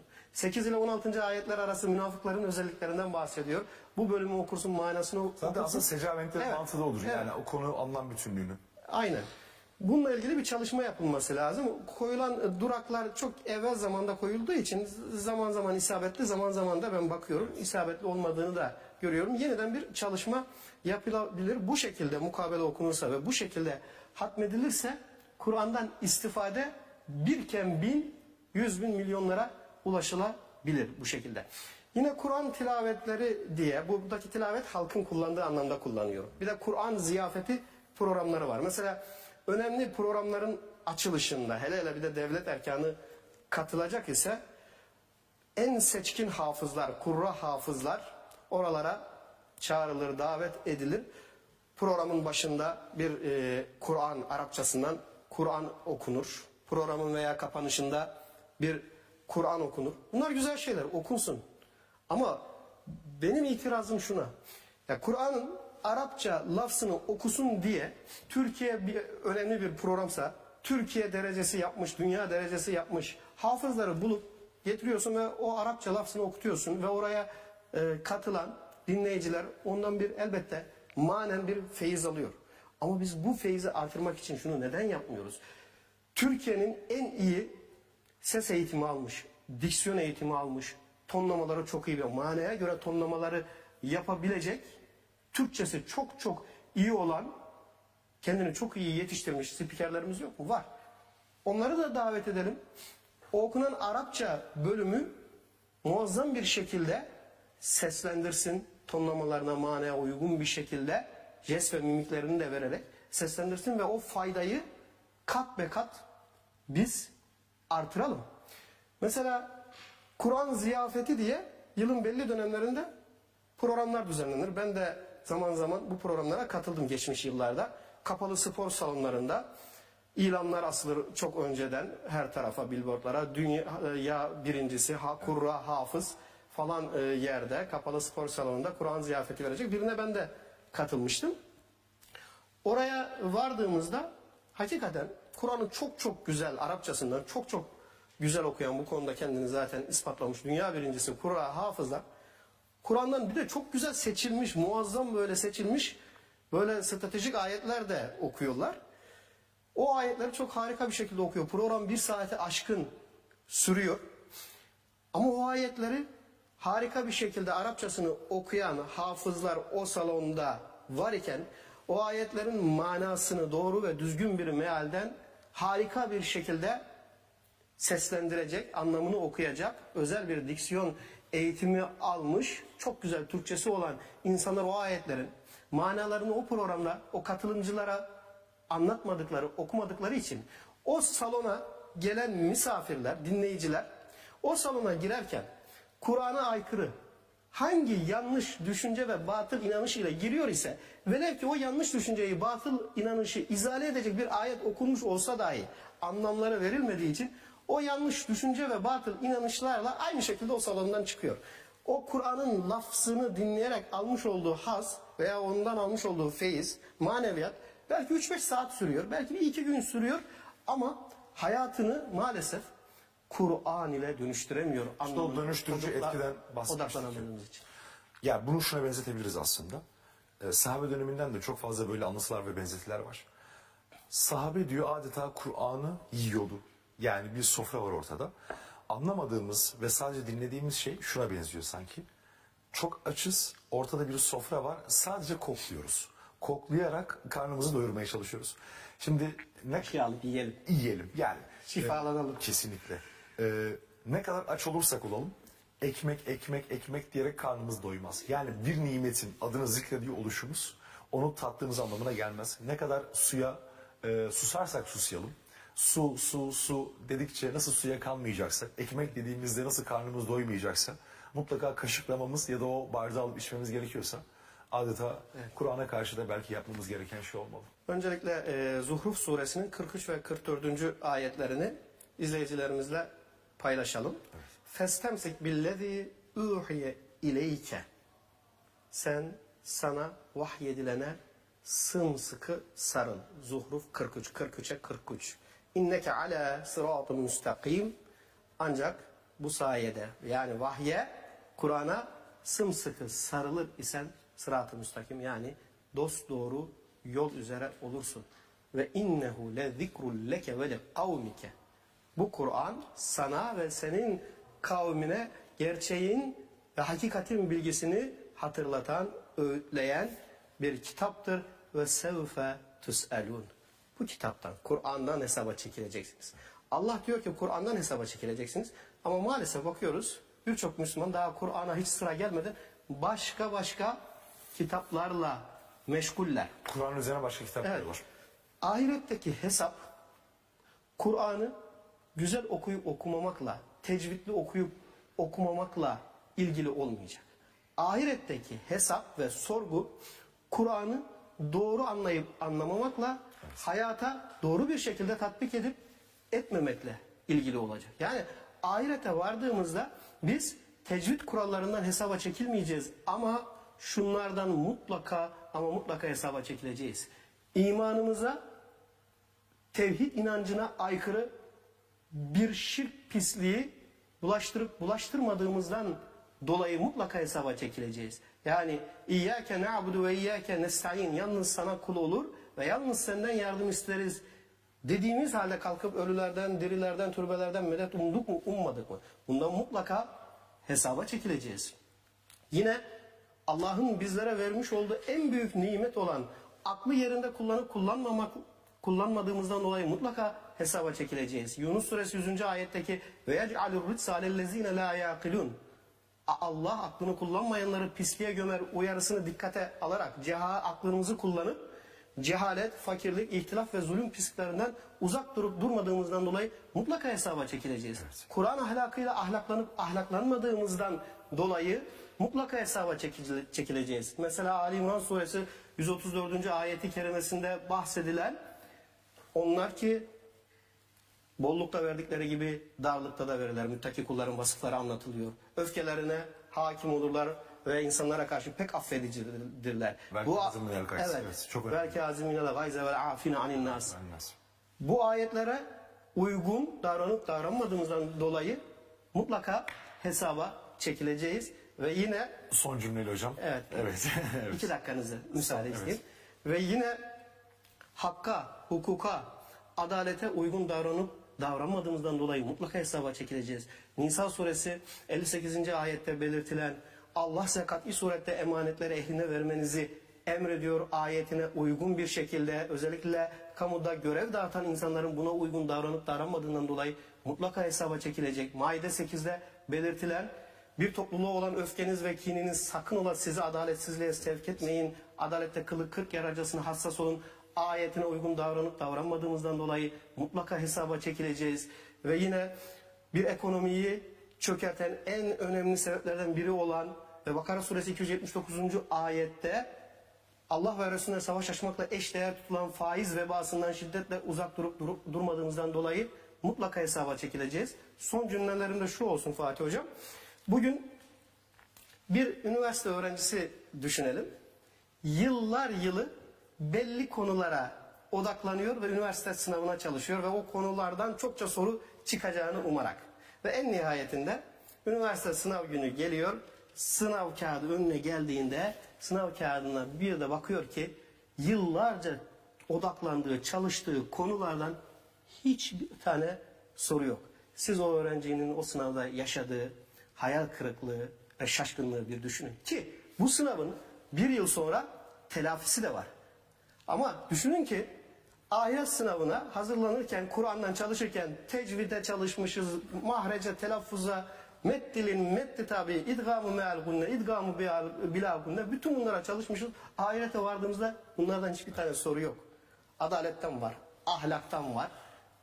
Ve onlara biz eğer yaşamımızla güzel, doğru cevaplar üreterek gitmediysek oradaki hesabın artık bir yıl sonra telafisi de yok. O yüzden bizim mutlaka artık Kur'an'ın güzel lafzını anlamadan Arapçasını güzel okumaya verdiğimiz önemden, buna önem vermeyelim demiyorum. Evet. Verelim ama buna verdiğimiz önemden kat be kat çok daha fazla Kur'an'ın mana ve hakikatlerini doğru anlamaya ve anladığımız o hakikatleri hayatımıza doğru bir şekilde tatbik etmeye önem verelim inşallah. Evet, teşekkür ediyorum hocam. Süremizi de çok açtık.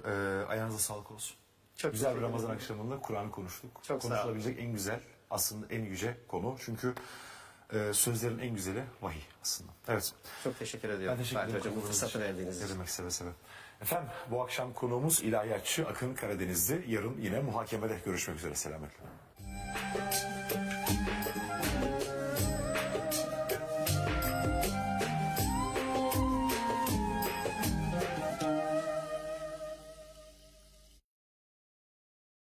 In Glasgow, the ingredients are fresh, the chefs are bold, and the laughs are always on the house. No price rises, no blah-de-blah excuses. Lebara, the smarter mobile network. Genel izleyici kitlesi için uygundur.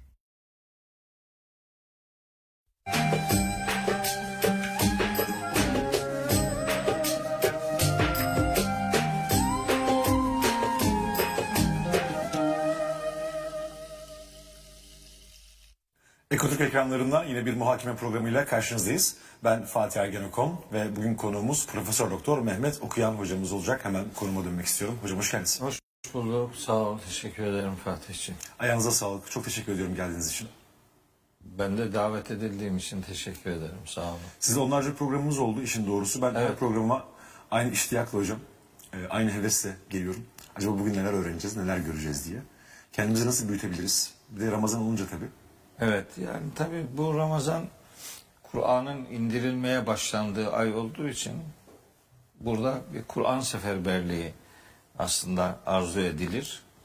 Yani gıdalarla beslenmeyi değil de ruhun beslenmesini öncelemek lazım geldiği anlaşılıyor. Öyle olunca da biz işte Kur'an adına bir yolculuk yapıyoruz. Başka mecralarda, başka ortamlarda, başka insanların şahitliğinde Allah'ın kitabını insanlara aktarıyoruz. Tabii işimizin biraz zor olduğunu fark ediyorum. Çünkü yani Allah'ın kitabına davet ediyoruz. Allah'ın ayetlerini okuyoruz. Hatta kendimizden olabildiğince kendi kanaatimizi insanlara dayatmamaya özen gösteriyoruz. Ne olursa olsun işte Allah'ın kitabından şu ayetten şunu anlıyorum, bu ayetten bunu anlıyorum. Bu konuda şurada ayet var, burada ayet var. Ayetleri bir araya getirdiğimiz zaman şöyle sonuçlar çıkıyor filan diyoruz ama böyle bir geleneksel yapı var ülkemizde, İslam coğrafyasında hemen hemen her tarafta. Gelenek dinleştirilmiş durumda, gelenek. Halbuki gelenek kavramında, kelimesinde bile iki taraf vardır. Yani onun bir geleni var, bir ekleneni var yani. Eklenen gelene uygunsa kabul edilir, din adına benimsenir. Ama eklenen gelene uymuyorsa bunun yani yabancı olduğu, aykırı olduğu ve bunun aslı din değil de bir kültür olduğu ve gelene uymadığı için de kabul edilmemesi gerektiğini filan söylediğiniz zaman sanki geleni de inkar etmişsiniz gibi bir algı özellikle oluşturuluyor.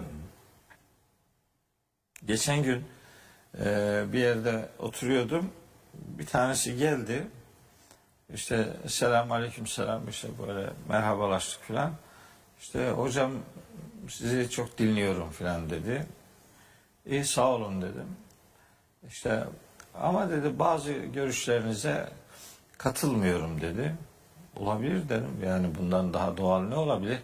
Her konuda tamamen aynı şeyleri iki kişi her konuda tamamen aynı şeyleri düşünüyorsa onun biri adam değildir dedim yani. Evet. Öyle bir şey yok zaten. Ama merak ettim dedim mesela hangi konu mesela dedim. Var mı aklınızda böyle bir konu? İşte dedi ki yani sünnetlerle alakalı filan. Dedim ki abi sen sünnet deyince ne anlıyorsun dedim yani. Sana göre sünnet nedir yani? Sen kendin anlıyor musun yoksa biri böyle bir şey pompalıyor da sen de o gazla mı hareket ediyorsun filan? Mesela bir tane örnek veremedi. Niye? Çünkü etrafta böyle insanları yaftalamak için yalan yanlış yere iftiralar havada uçuşuyor adeta. Bu kadar iftiranın, yalanın, din adına bilgi kirliliğinin ortaya saçıldığı bir dönemde hani hakikat bekliyorsunuz ki bir mücevher gibi herkes tarafından alıcısı olsun. Öyle bekliyorsunuz yani. Çünkü Kur'an sözlerden herhangi bir söz değil. Kitaplardan herhangi bir kitap değil. Herhangi bir kitabın herhangi bir bölümü değil yani. Bu Allah'ın kitabı. Dolayısıyla hani bunu konuştuğunuz zaman Allah'ın kelamı konuşuluyorsa gerisine susmak düşmelidir. Amin. Ama bu olmadığı gibi işte bir takım öyle karşı çıkışlar, tezvirat denebileceği bir takım yani yanlışlıklar, böyle hakaretler, tehditler filan olabiliyor. Sonra işin tabiatında bunun olduğunu biraz düşünüyorum. Ben mesela Hazreti Peygamberlerin Kur'an'da anlatılan kıssalarını kendi gücüm nispetinde bildiğimi düşünüyorum. Ne kadar anlayabildiysem. Bakıyorum peygamberler öyle sıkıntılara maruz bırakılmışlar ki peygamber olmasına rağmen mesela canı sıkılmış. Yani bana bazen diyorlar ya üzülme hocam ya boş ver yani ne olacak filan. Kardeşim diyorum bak biz peygamber değiliz. Yanımızda Cebrail dolaşıyor. Evet. Dolayısıyla mesela peygamberlerle ilgili de Allahu Teala onların canlarının sıkıldığını ve artık hani feryat edecek bir boyuta geldiklerini söylüyor. Yusuf suresinin 110. Genel izleyici kitlesi için uygundur.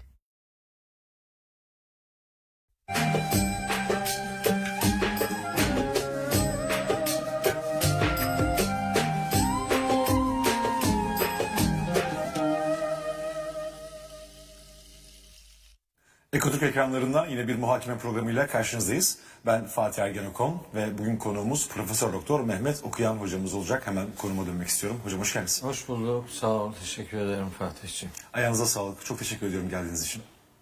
Ben de davet edildiğim için teşekkür ederim. Sağ olun. Sizde onlarca programımız oldu işin doğrusu. Ben her programa aynı iştiyakla hocam, aynı hevesle geliyorum. Acaba bugün neler öğreneceğiz, neler göreceğiz diye. Kendimizi nasıl büyütebiliriz? Bir de Ramazan olunca tabii. Evet yani tabii bu Ramazan Kur'an'ın indirilmeye başlandığı ay olduğu için burada bir Kur'an seferberliği aslında arzu edilir. Yani gıdalarla beslenmeyi değil de ruhun beslenmesini öncelemek lazım geldiği anlaşılıyor. Öyle olunca da biz işte Kur'an adına bir yolculuk yapıyoruz. Başka mecralarda, başka ortamlarda, başka insanların şahitliğinde Allah'ın kitabını insanlara aktarıyoruz. Tabii işimizin biraz zor olduğunu fark ediyorum. Çünkü yani Allah'ın kitabına davet ediyoruz. Allah'ın ayetlerini okuyoruz. Hatta kendimizden olabildiğince kendi kanaatimizi insanlara dayatmamaya özen gösteriyoruz. Ne olursa olsun işte Allah'ın kitabından şu ayetten şunu anlıyorum, bu ayetten bunu anlıyorum. Bu konuda şurada ayet var, burada ayet var. Ayetleri bir araya getirdiğimiz zaman şöyle sonuçlar çıkıyor filan diyoruz ama böyle bir geleneksel yapı var ülkemizde, İslam coğrafyasında hemen hemen her tarafta. Gelenek dinleştirilmiş durumda, gelenek. Halbuki gelenek kavramında, kelimesinde bile iki taraf vardır. Yani onun bir geleni var, bir ekleneni var yani.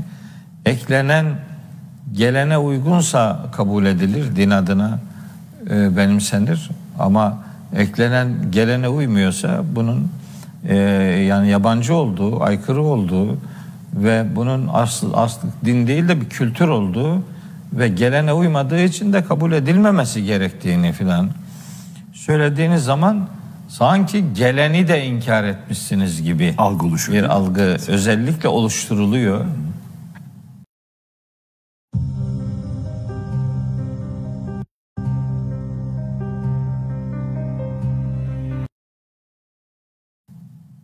Geçen gün bir yerde oturuyordum.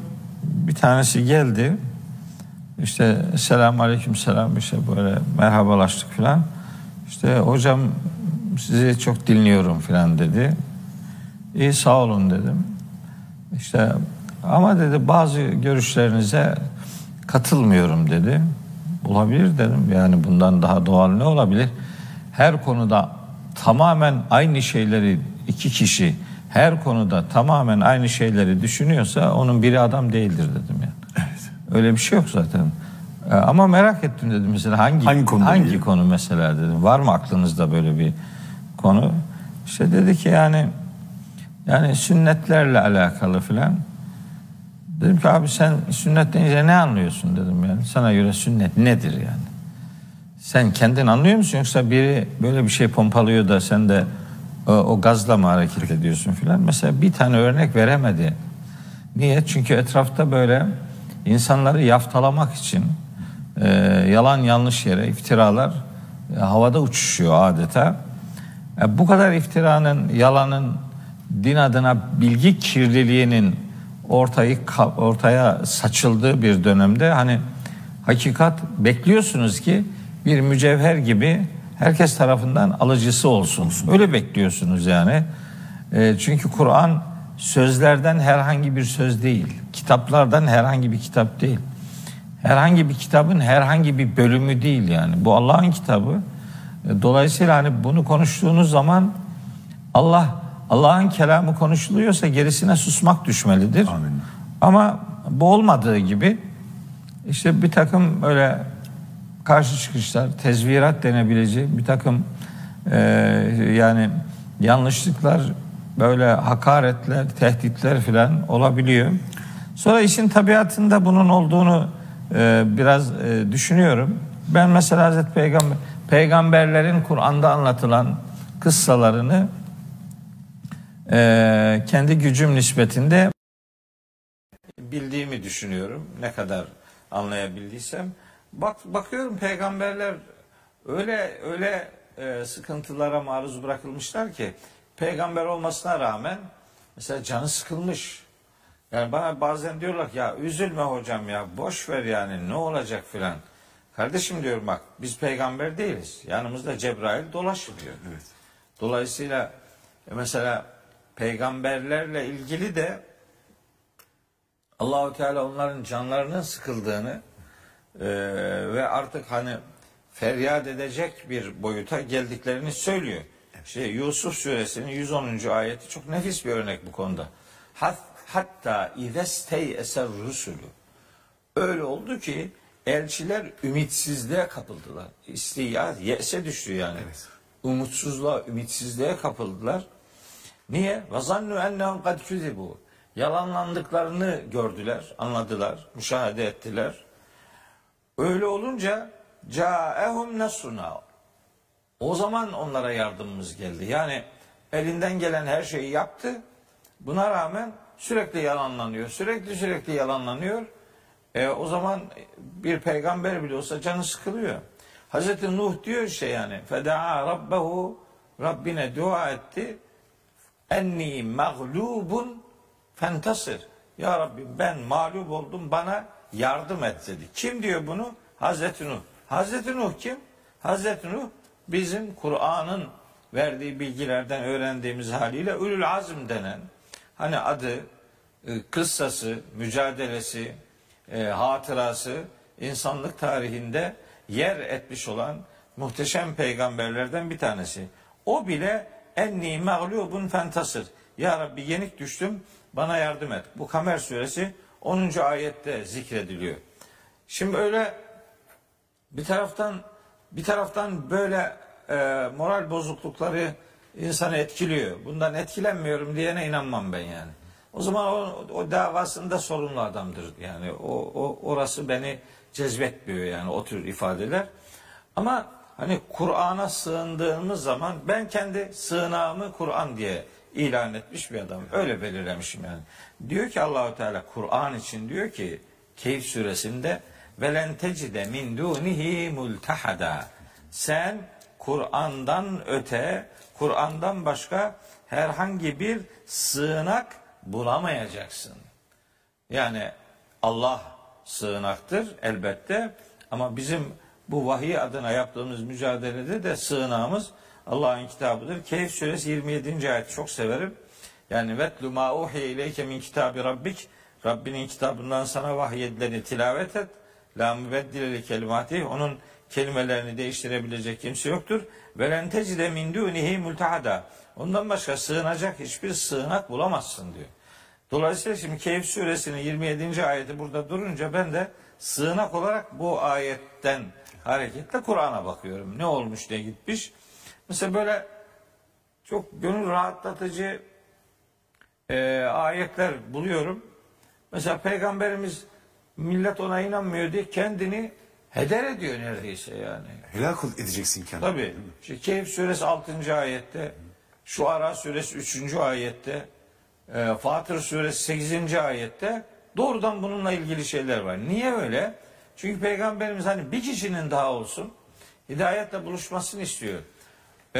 Peygamberlerin, bizim peygamberimizin ümmi sıfatıyla anılmasının en önemli sebeplerinden biri ümmetini ana şefkatiyle, ümmi kökünden geliyor. Ana kelimesiyle aynı kökten geliyor. Hatta Ümmü Gülsüm ismi değil mi? Mesela Gülsüm'ün annesi gibi. Bizde de bilinir aslında. Ana demek yani. Ümmi demek aslında ana şefkatiyle hareket eden demektir. Ümmet de oradan geliyor. İnsanlığa karşı o anne rahmeti, merhameti değil mi? İnsanlığı sarmalayıp kucaklaması. Evet, aynen öyle.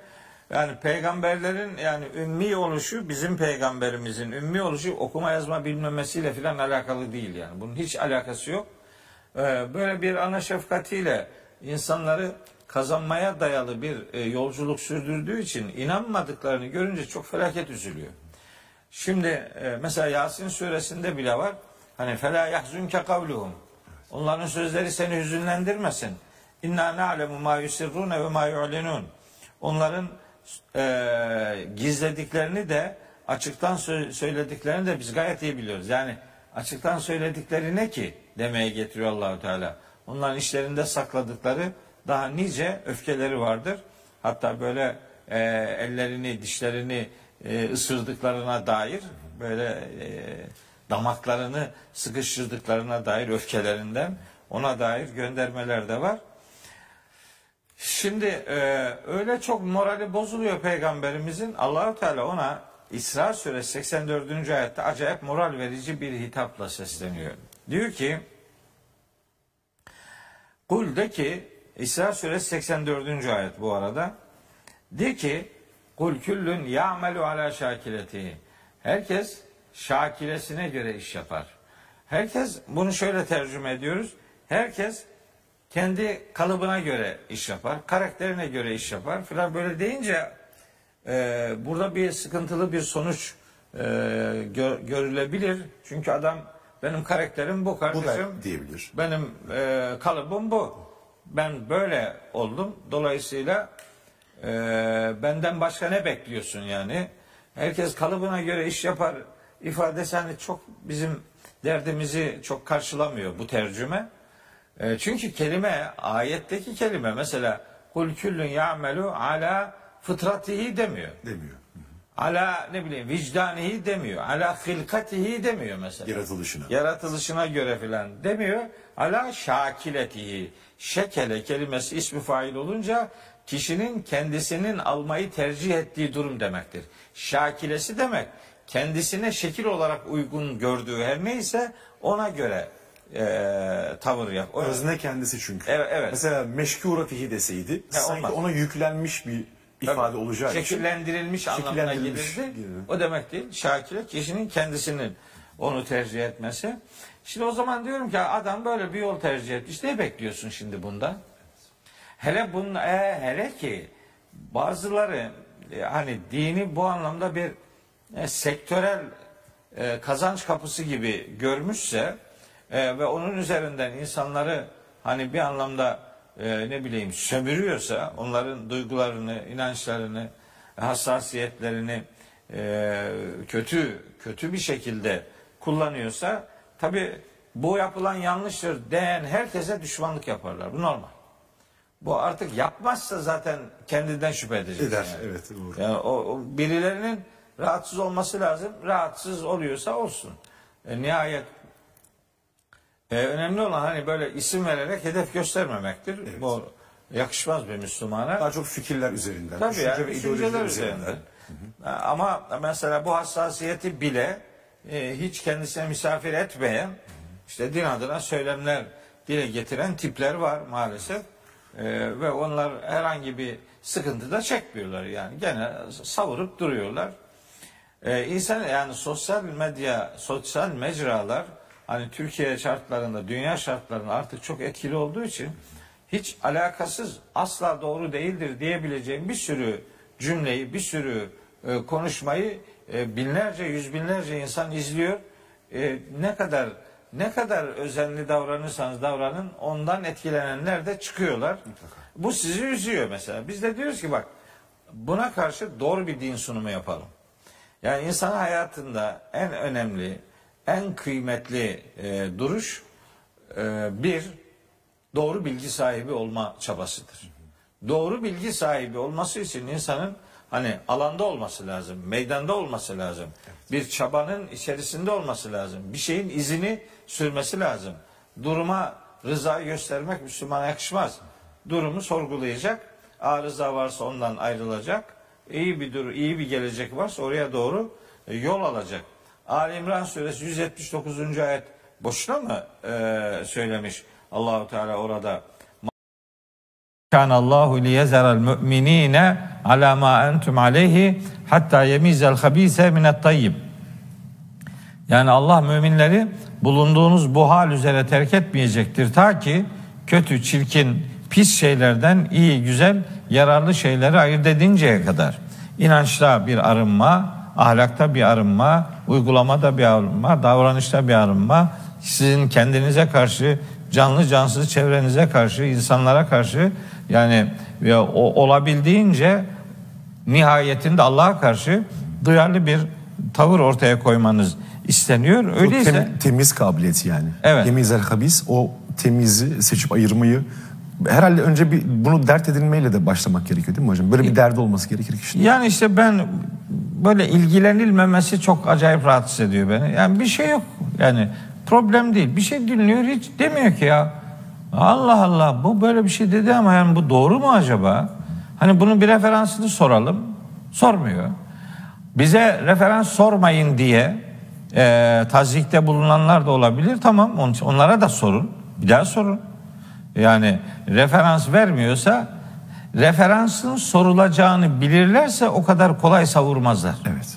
Ama yani derin bir sessizliğe, sükuta insanları terk etmeyi başarıyorlar. Ondan sonra da ne derse diyor ki bu kitapta yazıyor. Ya yazabilir. Hangi kitap? Kimin kitabı bu? Evet. Allah'ın kitabı mı bu? O yüzden biraz sormayı veya sorgulamayı da zannediyorum zem etmelerinin sebeplerinden biri de bu olsa gerek. Tabii. Çünkü insanlar konuşmaya ya da soru sormaya başlarlarsa bu kadar rahat bir şeyler ifade edip anlatamazlar herhalde. Evet. Ondan çekindikleri için sorulmasını istemiyorlar. Evet. Hatta soru sormayın helak olursunuz diye de bir şey uydurmuşlar yani. Evet. Allahu Teala soru sorarsanız hakikatin yolculuğunu yaparsınız. Kur'an Hazreti Peygamber'in sorusunun cevabı olarak indirilmiş bir kitaptır. Neyse işte böyle belli şeyler var, yaklaşımlar var. Sonra hani böyle moral bozukluğunu biraz hafifletmek için diyorsunuz ki hani tabii böyle çok gönül rahatlatıcı gelişmelerle de karşılaşıyoruz. İşte sağa sola konferanslara şuraya buraya gidiyoruz. Yani yüzlerce, binlerce insan bizim derdimizi anlamış. Şükürler olsun, hamdolsun. Oradan anlıyorum ki mesela Hazreti Peygamber Mekke'de çok şey yapmış. Çok böyle hakaretlere uğramış ya. Suçlamalarda bulunmuşlar Peygamberimize. 10 tane suçlama dile getirmişler. Böyle patır patır Peygamberimizi rahatsız etmişler o tür suçlamalarla. Hocam insan psikolojisi olarak da kolay bir şey değil. Yani doğduğunuz, büyüdüğünüz bir şehirdesiniz.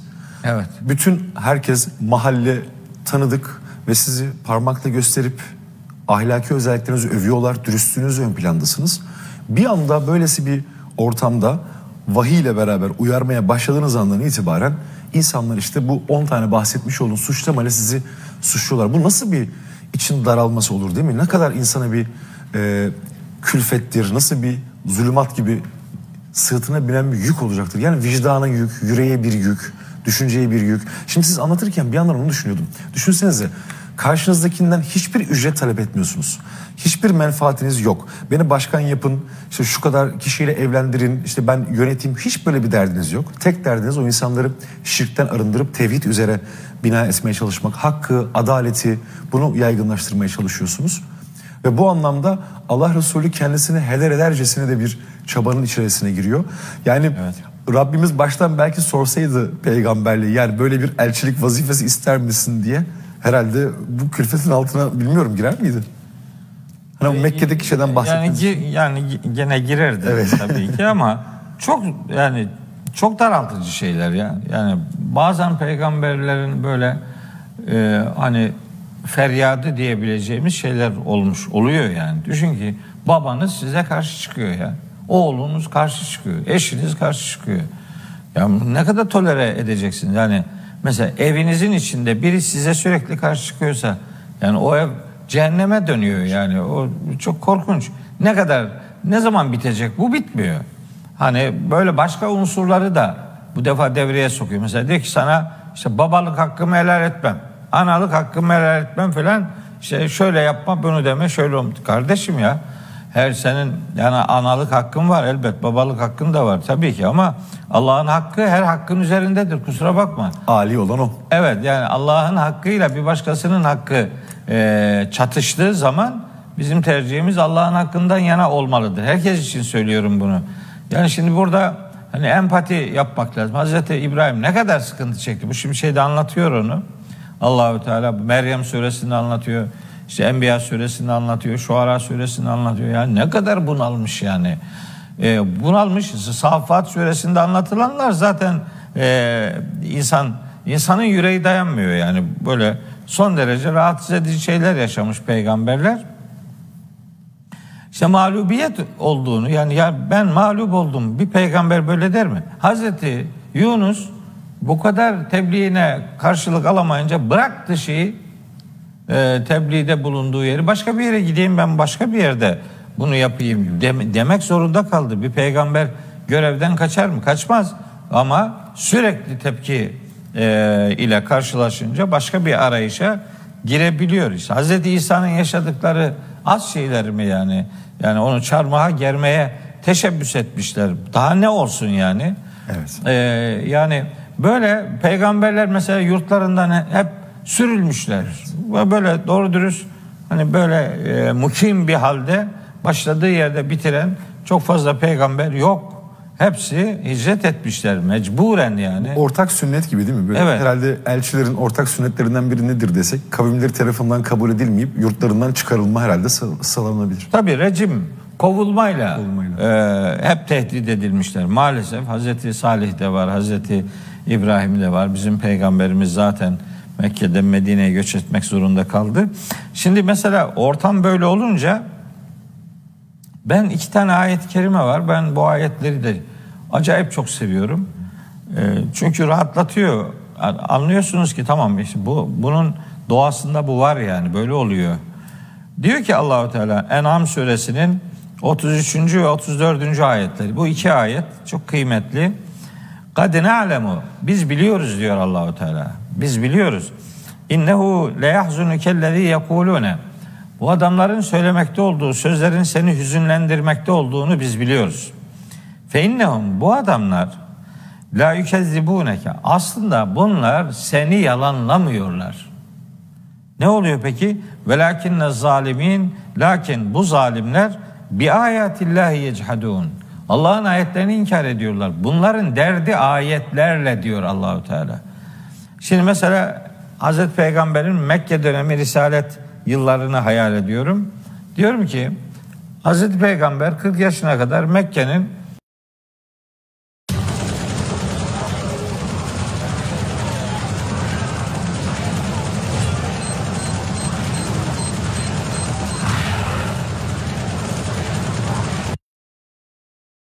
hani gözde mensuplarından, ahalisinden, fertlerinden bir tanesiydi. İşte güvenilir biriydi. Ne bileyim feraseti vardı. Öyle kavganın eşiğine gelmiş insanları kavgadan geri alabilmiş. Yani düşmanlıkları bitirmeye gayret etmiş. Çok başarılı bir ticaret hayatı eşiyle alakalı sürdürmüş. Amcasıyla ticari tecrübeler yaşamış. Ne bileyim ficar savaşlarına katılmış. Evet. Mekke'nin saldırıya uğradığı, Mekke'yi savunma anlamında yapılan o savaşlara katılmış. Hilful Fudul üyesi olmuş. İşte erdemli davranacaklarına dair yemin edenlerin işte kurduğu bir teşkilat. Oranın üyesi. İşte El Emin demişler ona.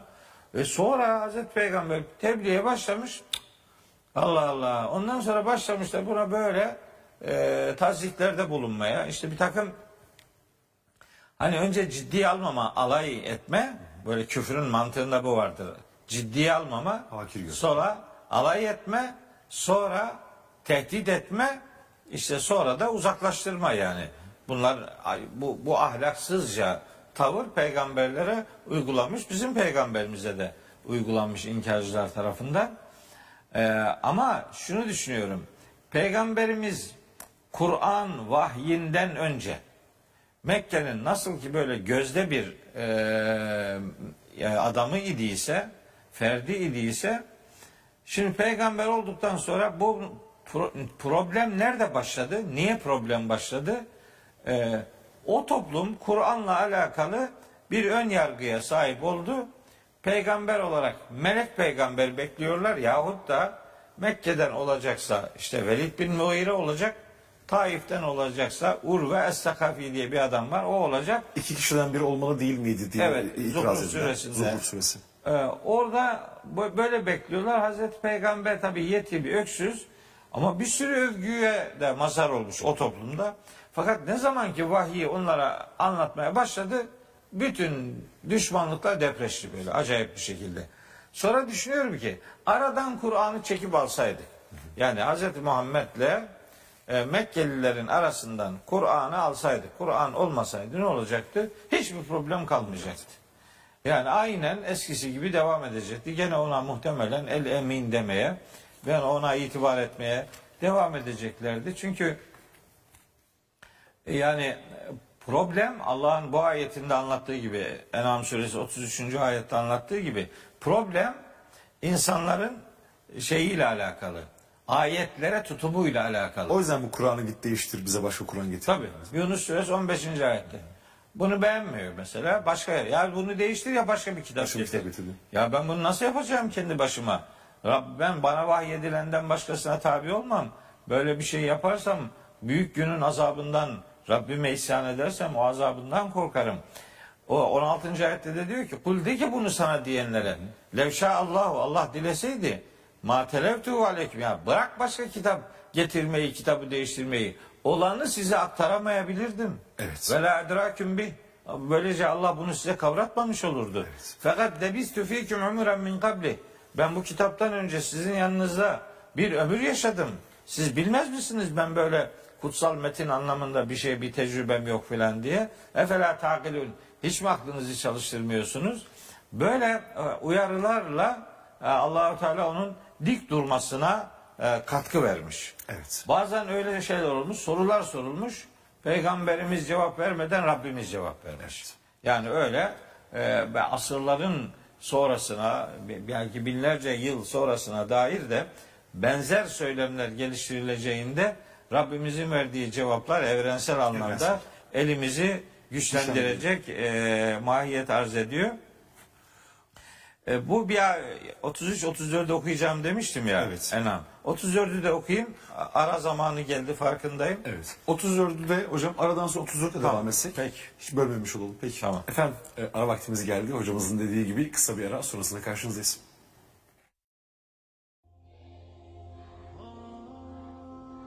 We are all brothers and sisters in this ummah. No child of Allah subhanahu wa ta'ala is truly alone, unless we leave them that way. Sponsoring an orphan is one of the simplest acts of mercy.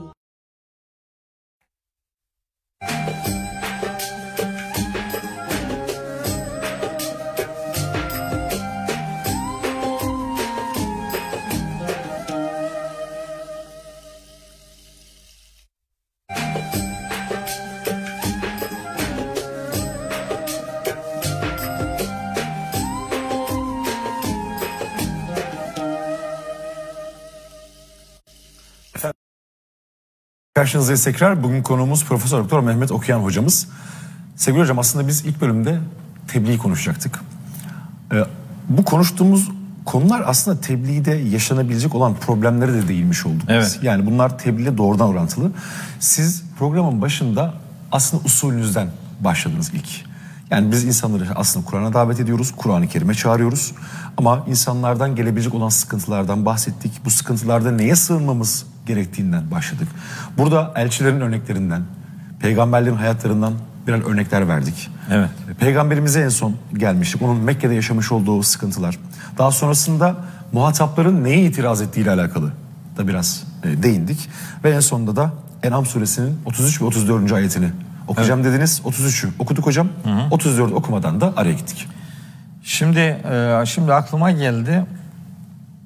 Yani peygamberlerin başına gelenler bizim de başımıza geliyor derken şimdi bunu da istismar edebilir belli çevreler. Evet. Yani sen peygamber misin? Hayırdır, peygamberlik iddiasında mı bulunuyorsun filan diye.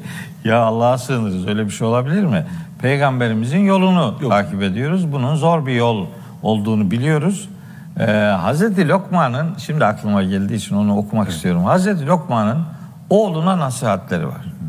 Şimdi bu Lokman suresi diye Kur'an-ı Kerim 31. suresi var. Bu surede Hazreti Lokman oğluna bir şeyler tavsiye ediyor. Evet. Tabii programın konusu o olmadığı için ben şimdi o oğluna nasihatleri nedir ne değildir onların hepsini söyleyecek değilim. Fakat bir tanesi acayip dikkat çekici bir içerik arz ediyor. Diyor ki Hazreti Lokman oğluna, ya buneyye, yavrucuğum,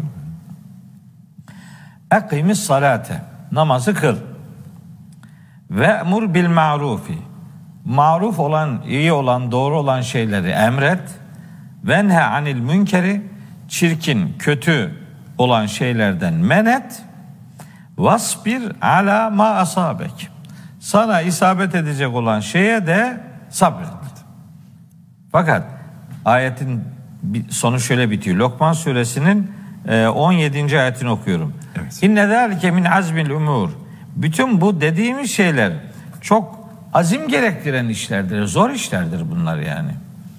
Niye Allahu Teala şimdi namaz kılmayı, iyiliği emretmeyi, kötülükten men etmeyi niye sabırla ilişkilendiriyor?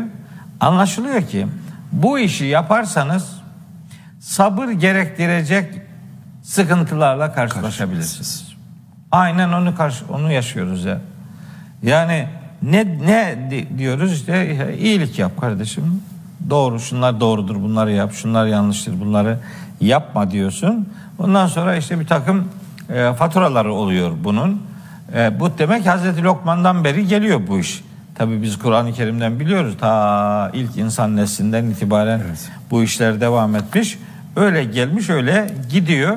Bugün de istismar etmemek kaydıyla hakikatin izini sürme yolculuğunu her tebliğ vazifesi yapan insan bu yolu yürümelidir. Bunun başka çıkar yolu yoktur. Başka yollar bu noktada çıkmaz sokaktır. Oradan hakikate ulaşılmaz. Bu faturalar, bu bazen çekilen ezalar insanı bir anlamda güçlendirmez mi hocam aynı zamanda? Yani hani peygamberle mesela Nuh peygamberden örnek verdiniz değil mi işte? İnni mağlubun fentasir demiştik. Evet. Musa peygambere bakıyoruz. Rabbi şrahli sadri. Rabbim göğsümü şerh diyor. Demek ki öncesinde bir göğsün daralması var. Bu bize de şöyle bir mesaj taşımaz mı aslında tebliğ yaparken? Bazen bu göğsün Allah için daralmış olması, Allah için sıkışması, onun davası, onun dinini yayma anlamında, mücadele anlamında da hep hani böyle hayatta sanki hocam kişisel, bireysel problemlerimizle o kadar maruz kalıyoruz ki kendimizi büyütüp geliştirme imkanımız da kalmıyor. Dünyayı çok dertlendiğimiz kadar bunu büyüttüğümüzde belki dünya kadar derdi olur derler ya. Yani dünyayı çok dert ettiğimizde dünya kadar derdimiz oluyor. O kabuğumuzu açamıyoruz ve bu sirkülasyon, bu teselsül sürekli cereyan ediyor hocam. Bir bakıyoruz belki de ömrümüzü israf etmişiz. Koca bir ömür geldiğinde de israf etmiş oluyoruz. Yani bizim kalitemizi, iman kalitemizin, iman kumaşımızın kalitesini gösteren şey biraz da neleri dertlediğim, neleri öncelediğim, ajandamıza, hayatımızda neleri üste koyduğumla da herhalde biraz orantılı olsa gerek. Doğru. Yani gelişmenizin bir takım tetikleyici unsurlarının olması lazım. Çok rutin ve çok sıradanlaştığı zaman insan yani yarına dair çok fazla bir şey üretemez. Zaten kendimizi motive ettiğimiz noktalardan bir tanesi de yani ben mesela herhangi bir sıkıntıyla karşılaştığınız zaman soruyorsun niye geldi bu başıma benim? Yani bu bana dair bir menfaatim yok. Yani benimle alakalı bana bir getirisi olmayan sadece Allah rızası için bir şey söyledik. Allah yolunda başınıza bir sıkıntı geldi. Sonra diyorsunuz ki demek ki bunu böyle anlatınca böyle sıkıntı oluyor. O zaman anlatmaktan mı vazgeçmek lazım yoksa anlatma usulünde bir değişiklik mi yapmak lazım? Kur'an bunu da öğretiyor bize. Yani tebliğ ederken ki usul ve yöntemimizi Kur'an'dan çıkartabiliyoruz.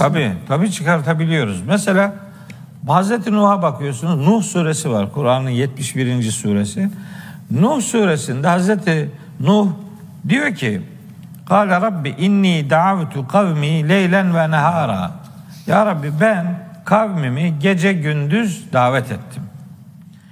Fakat felem yezidhum duai illa firara. Benim onları çağrım her defasında onların daha da uzaklaşmasına sebebiyet verdi.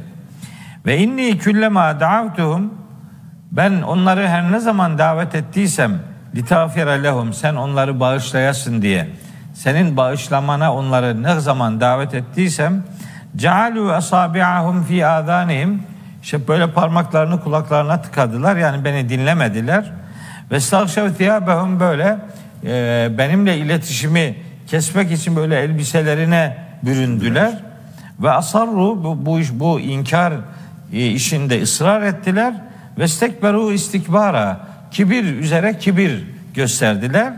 Sonra diyor ki sonra inni da'avtuhum cihara.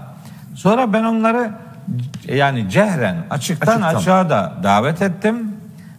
Sonra inni a'lentu lehum onlara çeşitli ilanatta da bulundum. İlanlar yaptım. Yani açıktan konuştum. İlanlar ortaya koydum. Ve esrartu lehum israra. Yeri geldi onlarla ilgili çok gizli de konuştum. Yani sır verircesine gizli şeyler de söyledim. Niye şimdi bunu anlatıyor? Gece tebliğ, gündüz tebliğ, cehren tebliğ, ilanen tebliğ, gizli tebliğ. Niye? Niye 5 tanesini söylüyor? Bu bağlamda 5 tane. Evet. Başka da var başka yerlerde. Mesela Yasin suresinde var. Muhteşem bir tebliğ örneği var orada. Muhteşem yani. Hani orada bir şehir halkının olgusundan bahsediyor Allahu Teala. Vadrib lehum metelen ashabel qarye. 2. sayfada. Evet 13. ayetten 32. ayete kadar öyle bir pasaj var orada. Orada 20. ayetle 27. ayet arasındaki beyanat Kur'an'da adı geçmese bile işte rivayetlerden öğrendiğimiz Habib-i Neccar diye biri var. Evet. Ona ait. Evet. Yani adı önemli değil yani. Yiğit bir bilge zat. Evet. Şehrin öte ucundan koşarak geliyor filan, öte ucundan da gelmiyor tabii. O şehrin en bilgili, en ağır adamı demek. Aksal Medine şehrin en ağır adamı demektir yani. En yiğit, en donanımlı, en vakur, en etkileyici üslubu olan adam demek. Aksal Medine şehrin yani uzak ara iyi adamlarından biri demek. Ve koşarak geliyor. Koşarak Aksal Medine racülün yes'a. Yani bir çabası var değil mi? Bir tabii. Hem cae gelmesi var, hem yes'a koşması var. Bazen gelmek yeter, bazen koşman gerekebilir. Bazen gelmezsin, sana gelirler, bazen sen gidersin. Onu da anlatıyor yani. Yani gitmen yetmez. Bazen işte başka çabalar ortaya koyman lazım. İşte biz bugün interneti kullanıyoruz. İşte çeşitli sosyal mecraları kullanıyoruz. Niye? İşte buradan hareketle yani. Koşuşturuyoruz yani. Sayimiz var yani. Çabamız var. Şimdi bu zat işte anlatıyor o şehir halkına. Diyor ki ya işte şu elçilere tabi olun ki bunlar sizden herhangi bir ücret istemiyorlar. Kendileri hidayet üzeredirler. Diyor 22. ayette tebliği acayip bir şekilde dönüştürerek sürdürüyor. Diyor ki ve maliye, neden ben la a'budullezî fatarani, beni yoktan var edene niye ben kulluk etmeyeyim ki, ve ileyhi turcaun, üstelik siz de ona döndürüleceksiniz. Ettehizu min dunihi aliheten, Allah'ın peşi sıra ilahlar edinir miyim hiç? İn yuridni rahmanu bi durrin, Rahman bana bir zarar murad ederse la tuğni anni şefaatühüm şeyen, o ilah denenlerin hiçbir şefaatleri bana hiçbir şekilde yarar sağlayamaz, benden bir şey gideremez. Ve la yungezuni, düştüğüm çukurdan, azap çukurundan beni çekip çıkaramazlar. İnni ben iden, eğer başka ilahlar edinirsem lefi dalalim mübin, apaçık bir sapkınlığa düştüm demektir. İnni amentu bi rabbiküm, ben sizin Rabbinize iman ettim, fesmauni, siz de bana kulak verin. Bu tebliği kendi üzerinden yapma tekniğidir. Yani bazen karşınızdakine şunu neden yapıyorsun, bunu yapma demek yerine ben onu niye yapayım ki demek daha etkileyicidir. Kur'an mesela Yasin'in bu 20-27. ayetlerini okurken tebliği kendisi üzerinden muhataplara ulaştırmada ne kadar güzel bir sonuç alınabileceğine ve ne güzel bir metodun takip edilmiş olabileceğine dair ifadeler var. Buradan anlarız biz bunu. Böyle konuşuyor. Hazreti Musa Firavun yumuşak konuşmayı hak eder mi ya? Firavun. Ya bize anlatılan aslında öğretilerin tam zıttı olması gerekiyor. Değil mi ya? Bu öyle nezaketi hak eden biri değil.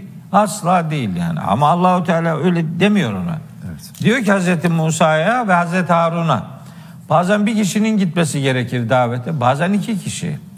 Yani duruma göre. Evet. Her zaman bir kişi gidecek diye bir şey yok. Bak 2 kişiyi gönderdi. 2 peygamberi gönderdi. Siz bazen 3 kişiyle gidiyorsunuz hocam. Yanınıza Emre Hoca ile Can Hoca'yı da alıp gittiğiniz oluyor yani. Estağfurullah. Bazen tek, evet bazen. İşte anlatmaya çalışıyorum tabii.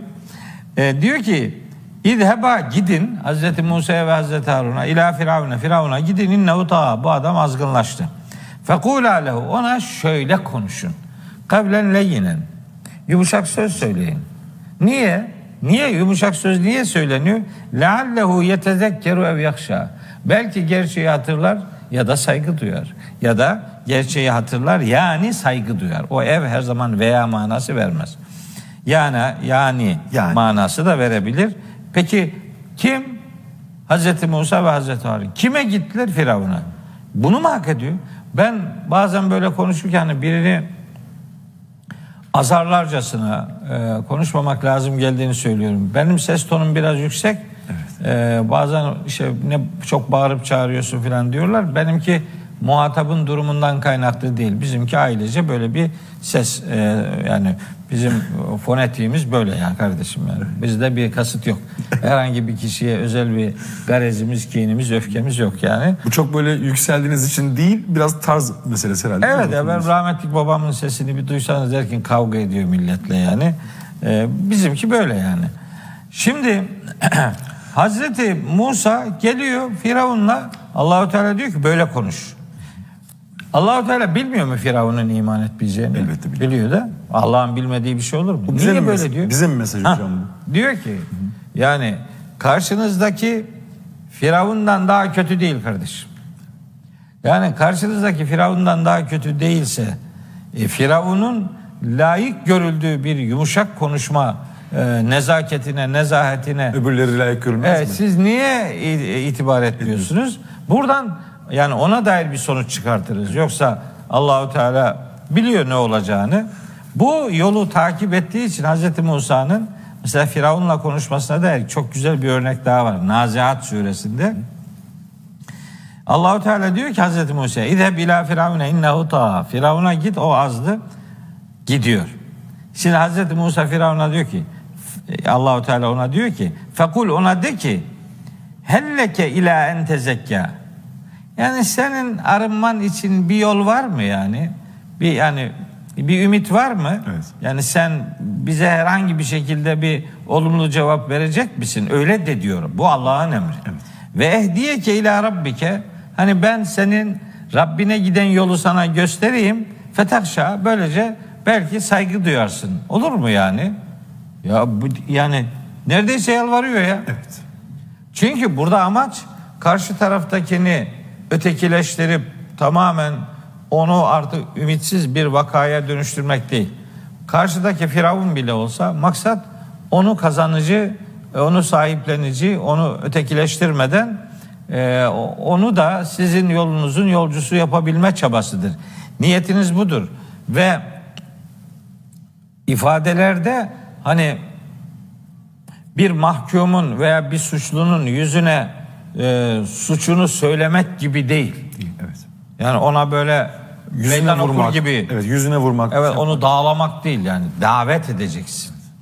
Bu işte tebliğde en kıymetli unsur bunun davet üslubuyla gerçekleştirilmesidir. Aslında biz hocam Nuh peygamberin 5 noktasına değinmiştik değil mi? Evet. Oradan Yasin suresindeki o bilgi adam dediğiniz adam ve Musa peygamber üzerinden geldik. Evet. Aslında bana de hocam biraz garip gelir. Size de arz edeyim onu. Yusuf peygamber hapishane arkadaşlarına bir tebliğde bulunuyor değil mi hocam? Evet. Orada tebliğde bulunurken tam ben size rüyanızı şimdi anlatayım deyip bütün o bakışları, o konsantrasyonu üzerine toplayıp rüyayı anlatmadan önce orada bir konuşma yapıyor değil mi hapishane arkadaşlarına? Tam böyle rüyadan öncesinde onları tevhide davet ediyor yine kendi üzerinden. Bu da herhalde böyle muhatapların yeri ve zamanını, doğru yer ve zamanı bekleyip tam böyle insanların size odaklandığı bir anda da böylesi bir davette bulunmak herhalde etkili bir unsur olsa gerek. Tabii yani her fırsatı, yani Hazreti Nuh'un o 5 türlü tebliğinin, hani 5 çeşidinin dillendirilmesinin bir sebebi de muhatabın durumunu, yani en iyi dinleyeceği, en iyi hani konsantre olup sözünüze hani kulak kesileceği bir pozisyonunu da kollayın. Yani adam şimdi sinirden küplere binmiş, sen şimdi ona gidip bir şey anlatacaksın. Dinlemez ki seni yani. Yani olabildiğince onun en dikkatli olabileceğini kestirebileceğin zamanları ayarlamak, onu gözetmek, bu arada hani yani çok mütenasip bir dil kullanmak gerekiyor. Hani bağırıp çağırmak, duada mesela Allah'a dua ederken bağırıp çağırmayın diyor. Ayet Araf suresi 205. ayette, 206. ayette diyor ki bağırıp çağırmayın. Sizin yani Peygamberimiz o ayeti izahında diyor ki böyle bağıra çağıra biri dua ederken diyor ki yani ne sağıra işittireceksin ne de burada olmayan birine. Yani Allah senin yanı başına bağırıp çağırma filan diye. Hani duada üsluplu olmak, duanın adabına riayet etmekten söz edilirken de aslında orayla tebliği de birleştirip tebliğde de böyle hani meydan okurcasına ve haddini bildirircesine bir tebliğ ortaya koymak doğru değil. Hatta bazen ben Kur'an'dan şunu da öğrendim. With over 800 million people facing poverty globally, Al Mustafa Welfare Trust is dedicated to making... Şimdi insanlar bazen soru soruyorlar. sordukları soruların niye sorulduğunu az buçuk anlıyorsunuz. %100 bilmezsin onu ama yani sorunun sorulma biçiminden, sorunun cümlelerinden, kullanılan kelimelerinden, ses tonundan, yüz mimiklerinden anlıyorsun yani. Bu öğrenmek için mi soruyor? Yoksa hani böyle imtihan etmek için mi soruyor? Yoksa başka bir derdim var? Anlıyorsunuz bunu. Şimdi böyle bile olsa, hani Allahu Teala diyor ya ve emmessâile felâ tenhar. Soru soranı azarlama diye. Duha suresinde. Evet. Soru soranı azarlama dediğine göre demek ki bazen sorular senin istediğin gibi gelmeyebilir. Olabilir. Mesela Yasin suresini anlatıyor ya. Evet. Adam bir tanesi Ahnes bin Şüreyk veya As bin Vail hangisi ise, yani adı çok kesin değil. Alıyor böyle çürümüş bir kemik parçasını, Peygamberimizin böyle yüz bölgesine doğru bunu böyle savuruyor. Diyor ki bu çürümüş, un ufak toz toprak olmuş kemiği kim diriltebilir ki? Kim diriltecek diye soru sormuyor. Kim diriltebilir ki bunu yani? Alay ediyor. Hani onun tercümesini yaparken sonuna soru işareti koymamak lazım. Oraya ünlem koymak lazım. Ünlem ve evet. Dalga geçiyor yani. Ama ya ben mesela Yasin suresinin tefsirini okutmuştum bu geçen dönem ilahiyattaki öğrencilere. Orada da arkadaşlara bunu anlattım. Uzun uzadıya anlattım. Dedim ki sorulardan kaçmamak gerekiyor. Alay edici bile soru sorulsa onu dikkate al. Ciddiye al kardeşim. Allah ciddiye almış o soruyu. Ve o soruya 3 tane muhteşem ayetle 5 noktada cevap vermiş. Sorular ciddiye alınsın diye sorulur. Soranın amacı her ne olursa olsun, siz ona mütenasip bir dille cevap verin. Ama mutlaka cevap verin. Bazen ne olur biliyor musunuz? Adama okursun ayeti. Hani ve sevaun aleyhim enzertehum em lem tunzirhum la yu'minun. Uyarıp uyarmaman onlar için birdir, inanmıyorlar. O ayet onlar için birdir diyor. Senin için birdir demiyor. Yani sen uyarıyı yapacaksın. Fakat bazen öyle olur ki ya kardeşim Hazreti Nuh'un dediği gibi daha fena kaçıyor bu adam. Yani bu hiç itibar etmiyor. Veya siz ona her ne derseniz bunu alay sebebi yapıyor. Lafı fazlasıyla size iade ediyor. Belki hakaret ediyor. İşte ayet okuyorsun, itibar etmiyor filan bilmem ne. Böyle bir duruşla da karşılaşabilirsiniz. Olur yani bu hayatın içinde. Öyle bir zaman olduğunda da bizim imdadımıza Necm suresinin 29. ayeti yetişir kardeşim. Orada diyor ki فَاَعْرِضْ عَنْ مَنْ تَوَلَّا عَنْ ذِكْرِنَا وَلَمْ يُرِدْ اِلَّا الْحَيَاةَ الدُّنْيَا. Dünya hayatından başka bir amacı olmayan bu insanlar eğer bizim zikrimizden, bizim Kur'an'ımızdan, bizim hatırlatmamızdan eğer yüz çeviriyorsa sen de yüz çevir bundan. Ya adamın cehenneme gitme hürriyeti var. Var evet. Onu yani, da istiyor. Sen evet ısrar edip de adamı zıvanadan çıkartma. Olabilir ki bugün modunda değil kardeşim ya, Allah Allah. Yani bugün bırak, bugün oradan gitme. Bir ara bir tanesi aradı beni, dedi ki biz bir ortamda oturuyoruz arkadaşlarla. Dedim işte tam böyle ateist ve deist o çizginin böyle tam kenarında duruyor arkadaşlar. Belki sen onlara şimdi bir şey dersen kurtulurlar falan. Kardeşim dedim, bu rehabilitasyon merkezi değil burası. Yani biz insanlara böyle seanslar uygulayacak adamları da böyle suçluymuş gibi yakaladık seni, hemen gel bakalım. Sen bunu kurgulamış zanneder adam ve bu ters tepebilir. Arkadaşların böyle bir sorusu varsa, cidden kendi merakları varsa telefon numaramı verebilirsin arkadaşlara. İstediklerinde arayabilirler, konuşabiliriz. Hani böyle fırsat kollarcasına hani artık dünya değişti Fatih'ciğim. Doğru. Ya bu eskiden olduğu gibi değil ki yani. Adam her bilgiye ulaşabiliyor. Yani basit aramalarla hocam. Tabii. Bir basit internet aramasıyla, tabii. Gezintisiyle her şey. Ya Google'a yazıyor her şey çıkıyor önüne işte yani. Öyle olunca hani biz artık tebliği belki bazen şahısların yüzüne değil de belki böyle sosyal medya aracılığıyla hani böyle kısa videolar çekip o mecralara koyabilme ve o tebliği artık yani başka teknikler kullanarak da insanların gönlüne ulaşabilme noktasında bir çaba içerisine girmeliyiz. Evet. Bu bizim çaresiz olduğumuzu, bu artık bitti, bitmedi. Bitmedi çünkü mesela şunu da duyuyoruz, sen de duymuşsundur. Ya kardeşim bundan bir sonuç gelmez. Bırak bu adamla uğraşma filan diyor. Bak ben bunun tam örneğini Kur'an-ı Kerim'de biliyorum. Tam bu diyaloğun bir karşılığı var Kur'an-ı Kerim'de. Araf suresi 164. var. Ayet böyle var ya, tam bunu anlatıyor. Tam da hocam son 1,5 dakikamızda. Hemen söyleyeyim ayet-i kerimeyi. Evet. Biz tabii tebliğ ile ilgili söyleyeceklerimi daha söylemedim. Başka bir program. İnşallah hocam, evet. İnşallah. Şimdi orada İsrailoğullarından bir grup tebliğ faaliyeti yapıyor. Araf suresi 164. Tabii 164'den önce başlıyor o pasaj. Evet. Ben sadece 164. ayeti söylüyorum.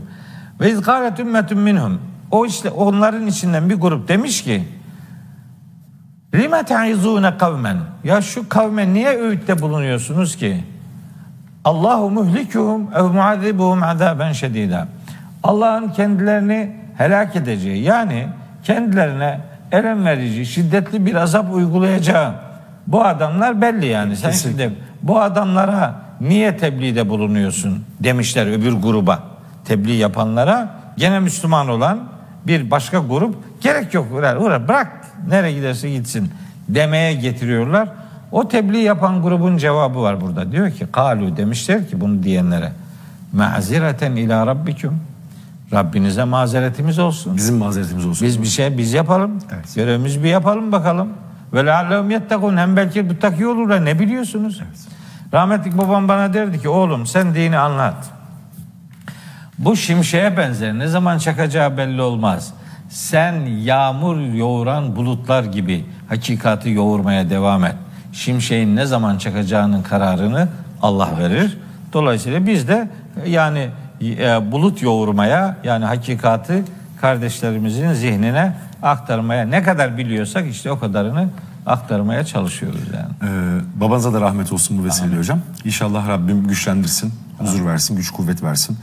Ve belki de en son bir dua edecek olursak, Allah bizi fitne unsuru kılmasın. İsrailoğulların öyle bir duası aklıma geldi hocam. Evet. Yine şeyde.